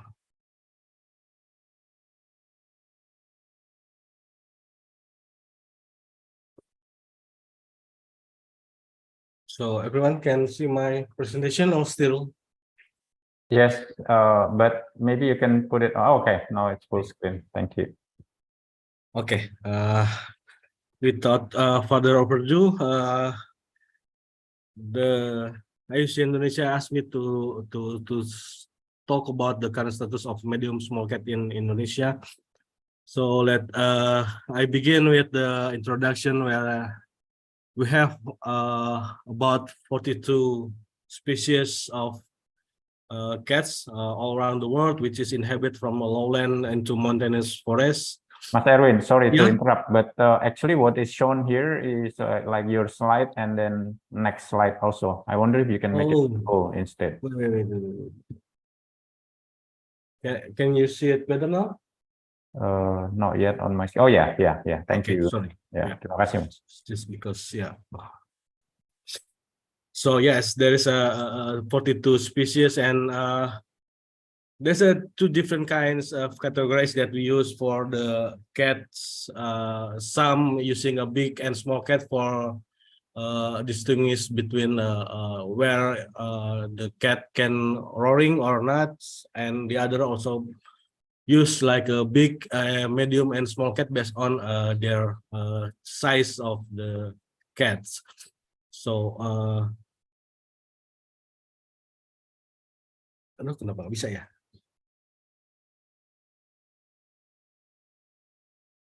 Oke, nah,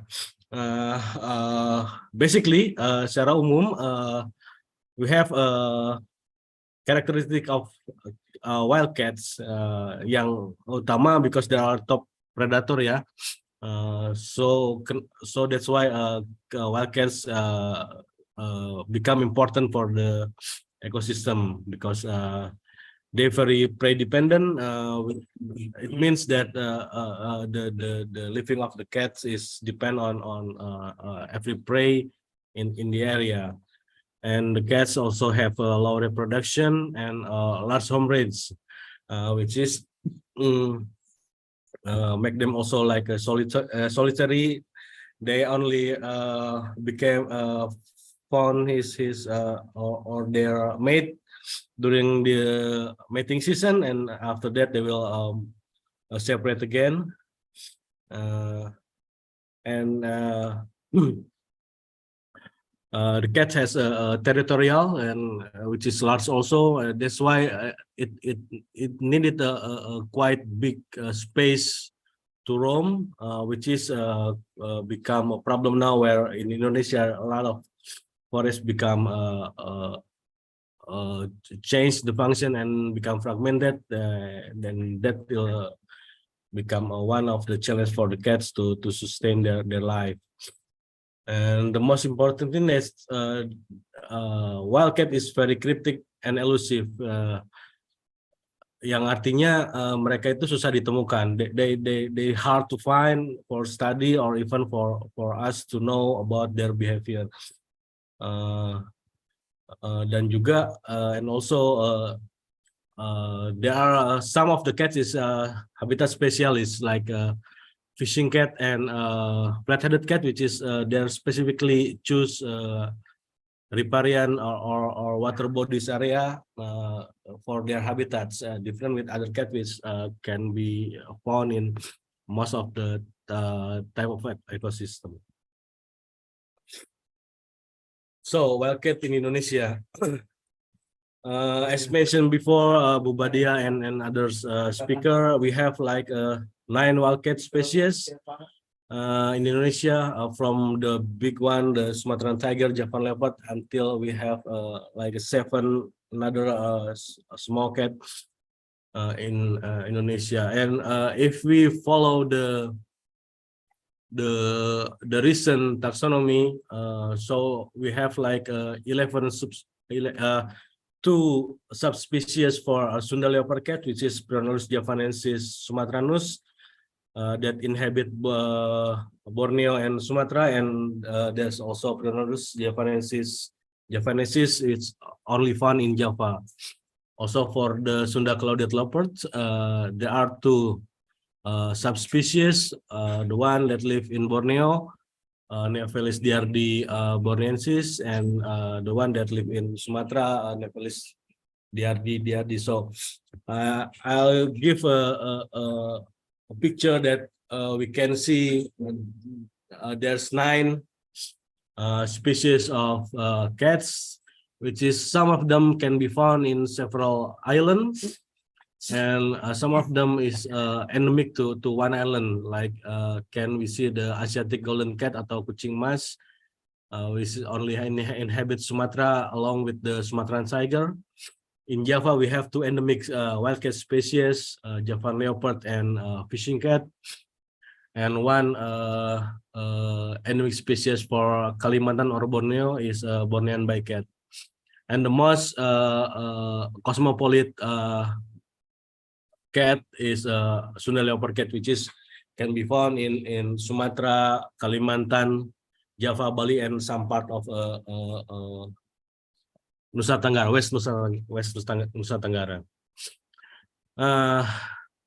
Most of them are treated by IUCN category. We only have Sunda leopard cat, which is Wisconsin, and 2 species near threatened, which is Asiatic golden cat and a marble cat. But all the status mostly is being assessed globally, which is the condition in Indonesia is become compiled with the other condition, the condition with other countries, like in Malaysia and Thailand or any country range that have those species. It means that there's we have to we don't have any assurance that maybe like fishing cat or leopard cat in Indonesia is really least concern, because maybe in some country there have a lot of big population and quite dispersed distribution, but maybe in Indonesia they have very small population and very limited distribution. So in this case, like we mentioned before, our speaker mentioned before, that maybe we need to have like a national assessment or regional assessment for some of the species that inhabit in Indonesia, especially like fishing cat that only inhabit in Java, which is maybe Tabe also know that currently is undergoing the red list assessment, right? So maybe together people from scientists, practitioners, and the government can also start to see the national status for all of the wildcat species. So I was asked to talk more about the leopard fishing cat, leopard cat, which is previously in taxonomy there was used to be like a Prionylurus bengalensis, but since 2017 it was separate from other leopard cat species from the mainland, become Prionylurus javanensis or Sunda leopard cat. The change also came along with when they proposed the Sumatran tiger, Balinese tiger, and Javan tiger become one subspecies, and the other mainland tiger become one subspecies, Panthera tigris and Panthera tigris sondaica. But in my knowledge, Indonesia is not applicate the suggestion to change the tiger taxonomy, but also in leopard cat there are no officially what do you call it, belum ada keputusan secara resmi dari baik itu scientific authority ataupun dari manajemen authority. There's no official decision from the scientific authority and management authority to use this taxonomy suggestion from the IUCN. As you see at the previous presentation from Ibu Badia, we're still using Prionylurus bengalensis to name the Sunda leopard cats. So anyway, the status of the leopard cat is protected by Indonesian law according to the Ministry of Forestry Decree number 106 in year 2018, and it also listed on CITES as Appendix 2. And for the IUCN Red List, it was included into the Prionylurus bengalensis assessment because there's no recent assessment for the Prionylurus javanensis. So maybe it will become the next homework for us to do the assessment. So here's I will present you some of data that we can see widely in iNaturalist and GBIF, Global Biodiversity Information Facility, which is for 10 years data. iNaturalist only collected only like 94 data present of leopard cat, and in GBIF we can see only 59 georeference. And this one is from the Ministry of Forestry data. So as you see, even it was said that the leopard cat was very cosmopolitan, can be found in most type of forests, primary forest, even in production forest, mostly in palm oil plantation.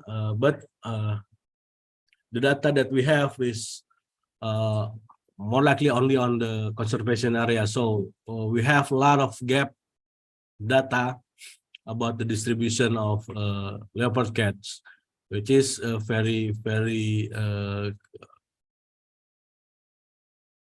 concernable, because we want to make we want to know the status of the leopard cat, but we only have this typical of data which is very scattered, and I don't know whether is it good enough or not. Mas Erwin, maaf, ya, waktunya 1 menit lagi bisa? Wih, cepat amat ya. Oke, aku lebih cepat lah. Oke. And the population, is until now we don't have any population data available, whether in one landscape or for bigger landscape. So it's not a problem for us in conserving the leopard cat. So when we're talking about conservation challenge, everybody will directly talk about poaching or degraded forests, but I think the most problem is because the small cat are very neglected. No one really, not a lot of people aware about it. Even some of researchers which working in some place like in national park, they are doing research for the tigers, leopards. They have leopard cat data, but they never really use the data to give input for the management in terms of the leopard cat conservation. And yeah, because the small cat is very hard to find, when we're doing a research, we have to make more robust method, and it bring us to have more resources to have, like when we doing a survey for tiger, we have like a 17 by 17 kilometers grid cell. For leopard, we have a 2.2 grid cell, but for small cat, maybe we have to use 500 meter by 500 meters, which will be a very large of camera station that we need to do. And of course, then we have need a lot of funding, which unfortunately, like what being compiled by the Small Wildcat Conservation Fund, from all around the world, the fund for small cat is only 0.9%. We'll divide it into 33 small cat, and the most of the money goes to tigers, jaguars, leopards, and lion, and most of the big cats. And this a very big problem for the small cat conservation. Okay, Mas, can you go to conclusion if possible? Yeah, maybe 1-2 menit ya, Mas ya. This is the very apa namanya ya, fakta yang miris gitu ya, saat berbicara kita nggak we don't know the condition in the forest, but we can see a lot of leopard cat in the social media. There are massive population of leopard cat in there.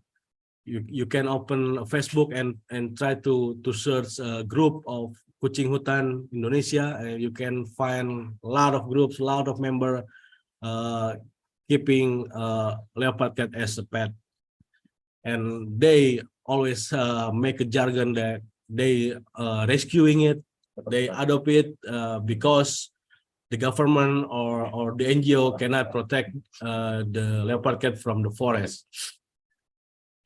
And maybe the last one, Mas Nato, aku minta waktu satu saja karena ini lesson yang penting buat kita semua gitu ya. This lesson learned is about do we know about this species? Maybe everyone can guess what kind of cat that I show in the pictures. There's one fact that I know that we know that this species used to be inhabit in Sumatra and Java. From 1931 until 1989, only 8 record of this species in the wild, mostly only in West Java and Central Java. And so on in 1995, researchers from Germany with Ibu Listia doing a research in 19 sites in Java, and they only found 6 signs of leopard cat. They didn't use camera trap. They only do the research by finding the track and the feces of the cats. And in the paper that they wrote, they suggest that this species should be categorized as critically endangered. In that time, the fishing cat was used to be in near threatened category, but no one see this, no one aware of this, no one, most of us ignore this. And what happened in, there's only one pictures that we know. There's only one picture in 2010. I'm sorry, this is wrong. 2010, professional photographer managed to catch the cat in the wild, and this the only living, the only picture of the living leopard cat, fishing cat in the wild. In 2009, some of researchers, including Mas Narto, Jim Sanderson, and Will Duckworth, make a conclusion that this cat never exists in Sumatra. So Java only the only habitat for this fishing cat. In 2011 and 2013, we accidentally take a photograph of the picture from the zoo, but unfortunately we can't trace the source of the animals because the zoo didn't keep the record, which is unusual because used to be the zoo have to have the record of the species that they have, but it's not available, so we cannot trace where the fishing cat came from. And by the support of MBZ, Cincinnati Zoo, and Fishing Cat Conservation Alliance, we have a dedicated survey for fishing cat. The second one that being deployed from 2016 until this year's, and we found no living fishing cat in the wild. So yeah, maybe we can make a conclusion about that. And I hope this lesson learned can be used for us in the next future of the conservation of small cats. Thank you, Mas Nato. Mohon maaf kalau kelebihan waktunya. Okay, thank you very much, Mas Erwin. Very interesting presentation. A lot of nice images, also informative. Thank you.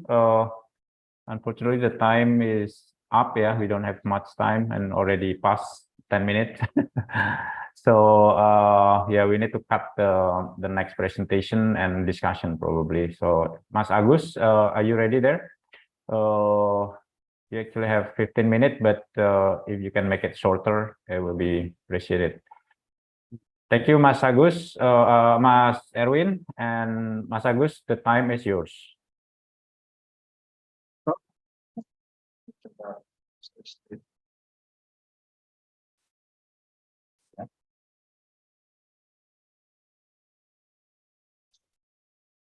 Selamat sore Bapak Ibu sekalian. Good morning, maybe to yours, Tabia and Molly. I apologize because I will present in bahasa almost. Tentang riset and on medium and small wildcat in Indonesia. Seperti telah disampaikan oleh pembicara sebelumnya bahwa Indonesia memiliki 9 spesies kucing liar, 2 di antaranya termasuk dalam piket dan 7 di antaranya small and medium wildcat.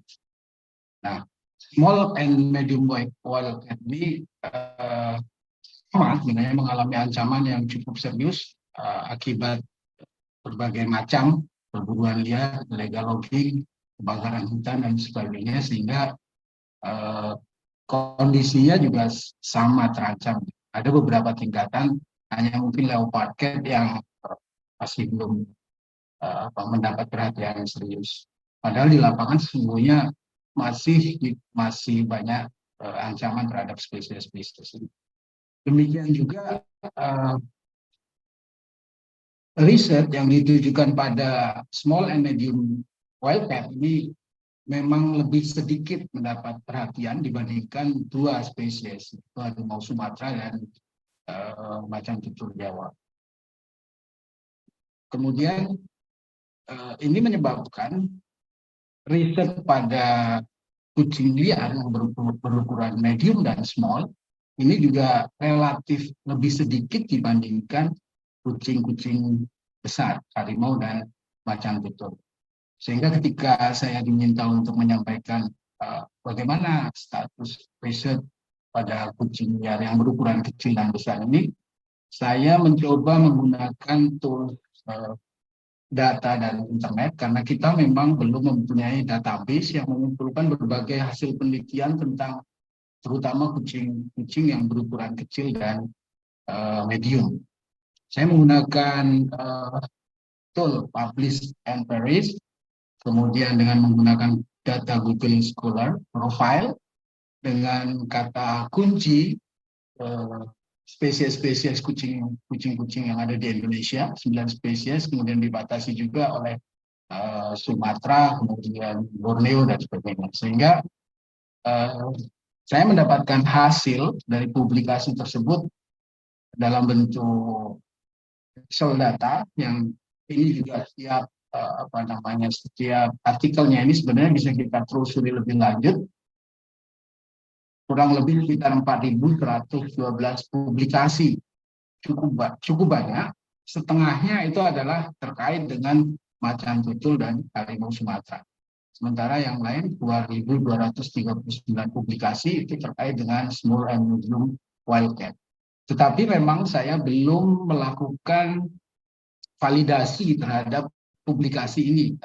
Perlu waktu dan saya pikir sumber daya yang lebih besar untuk kita memfilter lagi berdasarkan kualitas jurnal, kemudian kualitas publikasi, apakah itu artikel riset atau apakah itu laporan penelitian, sehingga perlu waktu dan perlu tenaga yang lebih mungkin untuk memetakan sebenarnya apa saja yang sudah dipelajari oleh peneliti-peneliti Indonesia terkait dengan small and wildcat. Dari 4.000 sekian tadi, kemudian saya mencoba menggolongkan atau memilah berdasarkan spesiesnya. Ini mulai dari clouded leopard, Asiatic golden cat, dan seterusnya sampai flat-headed cat. Lumayan banyak publikasinya, hanya saja ini perlu tadi telaah lebih lanjut supaya kita bisa memetakan lebih dalam lagi sebenarnya apa yang dipublikasikan dari masing-masing artikel tersebut. Misalnya kita bisa memfilter berdasarkan metodologinya, kemudian luasan sampling areanya, kemudian elevasi dan variabel-variabel lain yang saya yakin nanti kalau kita lakukan itu bisa paling tidak memetakan sejauh mana kita mengenal small and medium wildcat. Sehingga saya mengusulkan, terutama kita sudah punya komunitas cat specialist group ini, kita bisa menganalisis lebih lanjut, mungkin dengan menggunakan bantuan aplikasi misalnya Force Viewer atau Oleh atau sebagainya, dan lebih spesifik pada setiap spesies. Karena ini kan ada beberapa penelitian yang cukup komprehensif menurut saya, tetapi memang secara metodologi mungkin masih untuk semua spesies. Padahal dari hasil beberapa penelitian, misalnya untuk flat-headed cat, itu dia memiliki perilaku yang sangat spesifik. Pengalaman saya di lapangan, ketika kita memasang kamera trap secara random, akan sulit mendapatkan spesies-spesies kucing kecil ini yang hidup pada habitat yang spesifik. Sehingga mungkin perlu metodologi khusus juga untuk mempelajari spesies-spesies yang habitatnya spesifik. Dari sini sebenarnya kita perlu memetakan tadi publikasi-publikasi tersebut apakah mencukupi datanya, atau seberapa banyak data itu bisa mengakomodasi misalnya tentang dinamika populasinya, kemudian distribusinya, ancaman, genetik dan connectivity, dan aspek-aspek ekologi lain yang sangat diperlukan dalam upaya menyusun strategi konservasi, terutama untuk small and medium wildcat. Dan jangan lupa keterlibatan masyarakat, kepedulian masyarakat, pengetahuan masyarakat itu belum banyak dipelajari, belum banyak diteliti oleh peneliti-peneliti di Indonesia, terutama untuk kucing liar. Karena dari hasil studi saya di Waikambas misalnya, dari 6 spesies yang ada di Waikambas, yang paling banyak dikenal itu hanya harimau Sumatera dan kucing congkok atau kucing kumu. 4 spesies yang lain tidak atau sangat rendah sekali dikenal masyarakat. Sehingga harapannya ketika kita mengenal bagaimana persepsi mereka, pengetahuan dan sebagainya, masyarakat yang ada di sekitar kawasan konservasi terutama bisa meningkatkan kepedulian masyarakat terhadap konservasi small and medium wildcat ini. Demikian juga data-data hasil penelitian dari tempat-tempat lain sebenarnya kita juga bisa kompilasikan, kemudian kita bisa membandingkan bagaimana misalnya sebarannya. Sebagai contoh ini 6 kucing liar yang ada di Sumatera pada tahun 2014, data ini saya kumpulkan 2016 dari beberapa penelitian misalnya di TNWK, kemudian BPS, TNIL, dan TNBT, termasuk yang dilakukan oleh Mas Tato. Itu ada tren bahwa flat-headed cat itu tidak ditemukan dalam penelitian. Demikian pula tadi Mas Erwin menyatakan bahwa kucing fishing cat itu tidak ditemukan, dan dalam semua penelitian ini ternyata memang fishing cat tidak ditemukan di Sumatera. Nah, ini juga sebagai pembelajaran bagi kita, juga database bagi kita untuk mengompilasi sebenarnya riset-riset apa saja yang perlu lebih dilakukan atau perlu dilakukan untuk menunjang konservasi small and medium wildcat. Intinya adalah kucing yang berukuran kecil dan medium ini memang sangat-sangat sulit untuk ditemukan secara langsung, tetapi teknologi saat ini kamera trap memungkinkan untuk kita mempelajari lebih banyak ekologi dan biologi. Dan mudah-mudahan hasil-hasil penelitian itu bisa secara keseluruhan dapat berkontribusi untuk memahami ekologi dan kebutuhan konservasinya. Mungkin itu saja yang bisa saya sampaikan, nanti kita diskusikan lebih lanjut. Mas Tato, terima kasih. Saya kembalikan ke Mas Sunarto. Thank you. Thank you very much, Mas Agus. Terima kasih banyak. Presentasinya juga sangat menarik ini. Ternyata malah menyempatkan untuk menggali literatur terakhir ya. That's very interesting presentation that Dr. Agus recently actually just to prepare this presentation, trying to reveal information that are available out there. In addition to the previous studies he has conducted in Waikambas. And yeah, I think there are a lot that can be very useful. I think hopefully that that study, your literature study, can be published also, Mas Agus, maybe in Cat News. you talk to Earth, probably it can be published. I think it's going to Insya be Allah, Mas. interesting. Yeah, nice. Okay, thank you very much also for the timing. And now I'm going to move to our next speaker, Miss Alia Varianti Purba Hapsari from Sintas is going to present about the status of the cat. Also, I think this is going to be very exciting because I believe she will present fresh information from field studies in quite a lot of places.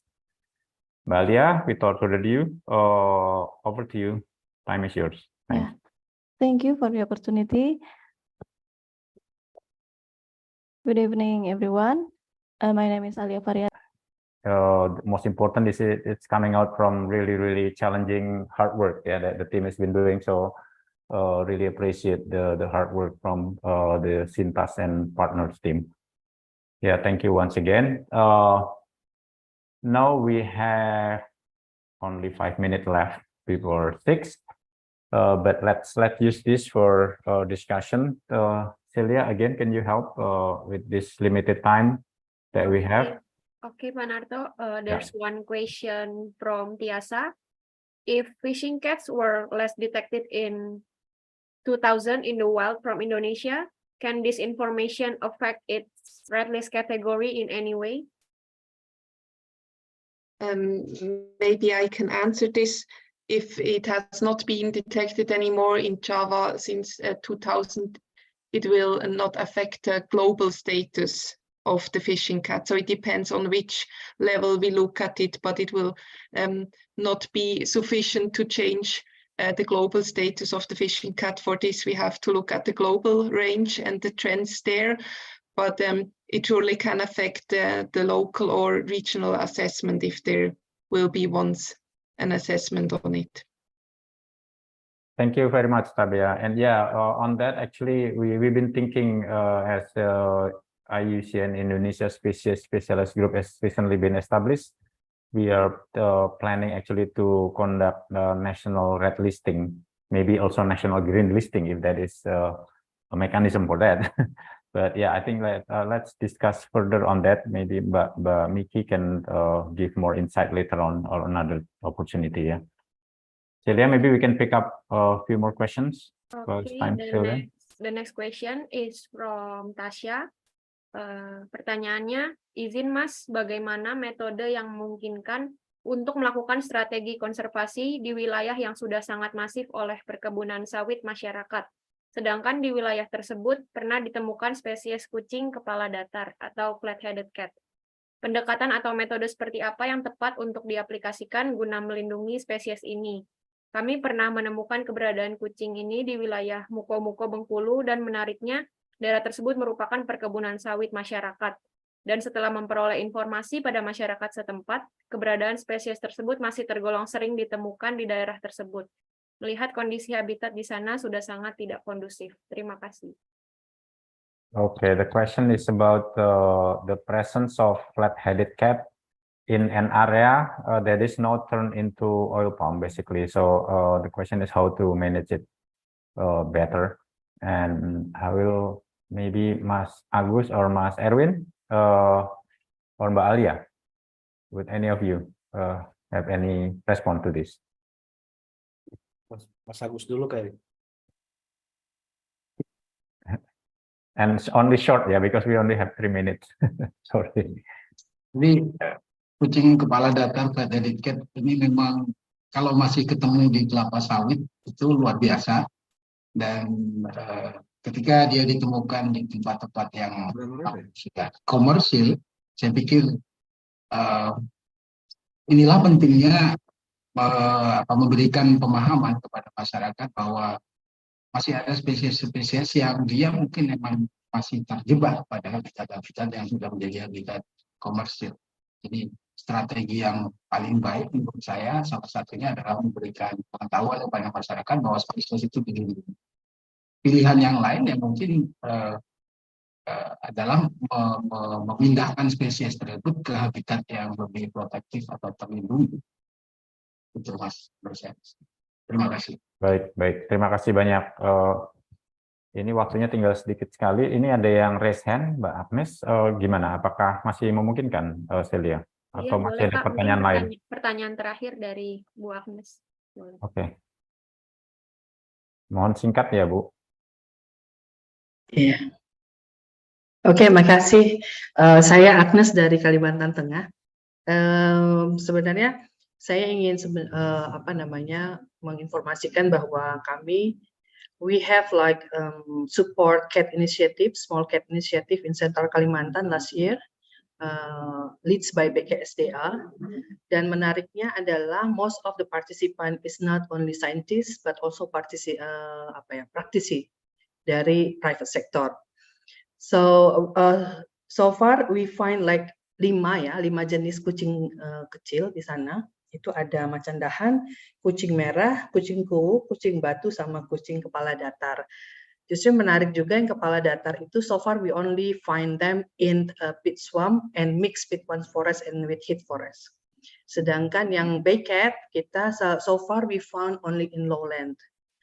Jadi my question is how we very interesting to support that a small, medium, and small cats initiatives, especially it's not very often and it's not there is information in Kalimantan, but how we can contribute even with IUCN Indonesia, or how we can contribute, because we are in NGO, we NGO, and also we are practitioners, and also we are most of are also from the private sector. That's my question. Thank you, Pak Sunarto. Thank you very much, Mbak Agnes. Yeah, because time is already up. Basically, maybe I will try to invite Mbak Agnes to discuss further with us, in the Secretariat of Indonesia Species Specialist Group, because we've been thinking about conducting assessment of species, maybe by its region or by certain taxa. And because we only very few people now in the group, in the secretariat, very limited resource and so on. So we rely on members and anyone interested in doing the initiative, and we will certainly support that. And I believe same case with cat specialist group, Urs, I think if we can also communicate on this further, maybe this assessment can be conducted collaboratively, and even further, not just assessment, but also how to plan, whether it is at the national level or even regional or certain landscape, probably. So yeah, absolutely.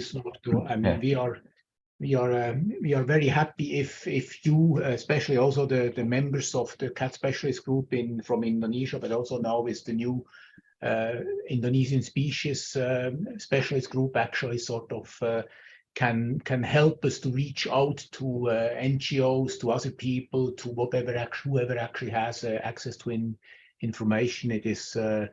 It goes without saying that it is impossible for us actually to stay in contact, at the very fine scale. And so, but we are very happy to support you and the new group actually for all that actually concerns cat conservation, because we also will profit a lot from such cooperation.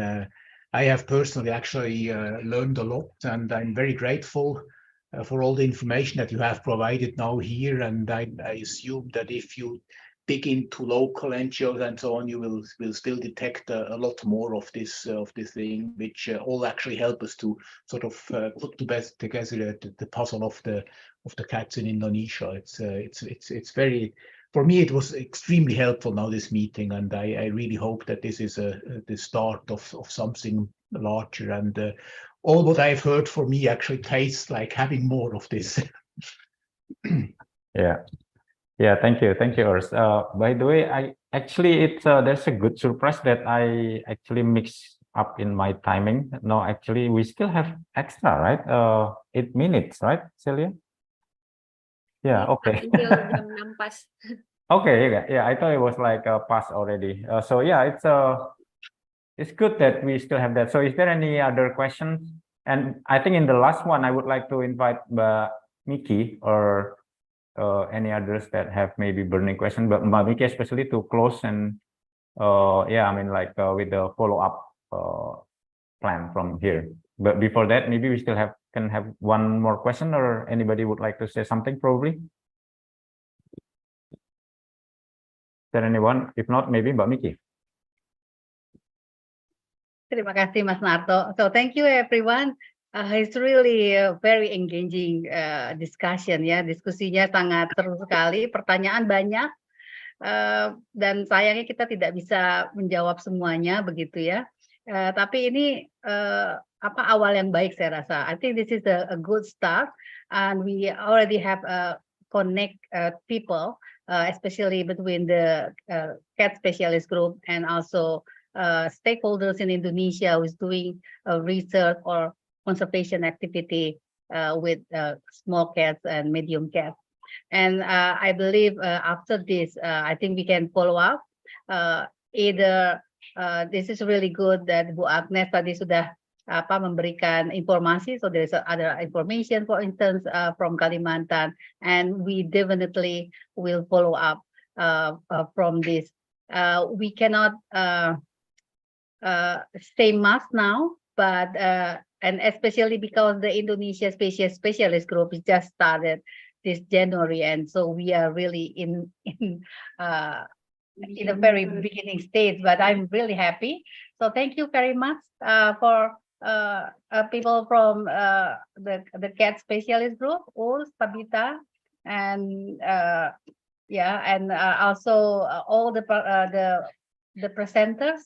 Pak Erwin, kemudian Pak Agus dan Mbak, aku lupa tiba-tiba hilang. Ya, dari Sintas ini sangat hebat sekali ya. Saya senang sekali melihatnya. Terima kasih buat Pak Narto, Celia dan Mas Tri, kemudian tentunya Bu Badia dan KKH untuk semuanya. Jadi saya tidak tahu sudah difoto belum ya kita semuanya nih? Belum. Did we already take picture or something? I think before we close it, yeah. take I think it's a good idea. If anybody can take a screenshot, that it will be nice. Celia, maybe you can help. Yeah, I can help it, Bu. Okay. Everyone, please turn on your camera. Yeah. Maybe we will wait for some seconds. And there are 5 pages, yeah, Celia. Yeah, right. Okay, so I'll start from the first page. So while you are taking these pictures, I may just want to say that I'm really impressed, and I really thank you very much for organizing this. And I think the participation, I think the maximum I've seen is 118 participants, which is absolutely outstanding. And this is it's really great. And I would suggest, Sunarto and Mirza, that we would have a very brief article about this event in the next Cat News, because having this online possibilities now actually gives us a way of communicating in a manner that we didn't have some years back, and it's really exciting. And I think this can be a format that we could repeat either for Indonesia or also for other countries, and therefore I'm really grateful to you to have invited us to this meeting, and that we were able to share all this information together. That's awesome. Thank you again. Thank you. Also, thank you, Mbak Miki, and our speakers, everyone. There are a lot of people behind the scene that supporting us, Ibu Ani there, and many people. Bu Badia, titip salam untuk Ibu Direktur. Terima kasih banyak. Yeah. Maybe we can close ya, Mbak. Ya, kita tutup dengan resmi, sudah diambil fotonya ya. So thank you very much. So have a good day for everybody from Indonesia or else another part of the world. Thank you very much. So we will be closing this webinar now. Bye-bye. Bye-bye. Thank you. Thank you. Thank you. UCN Cat Terima Specialist kasih ya Group. semuanya. Thank you, Terima Mbak Miki. Thank you, Mas Narto.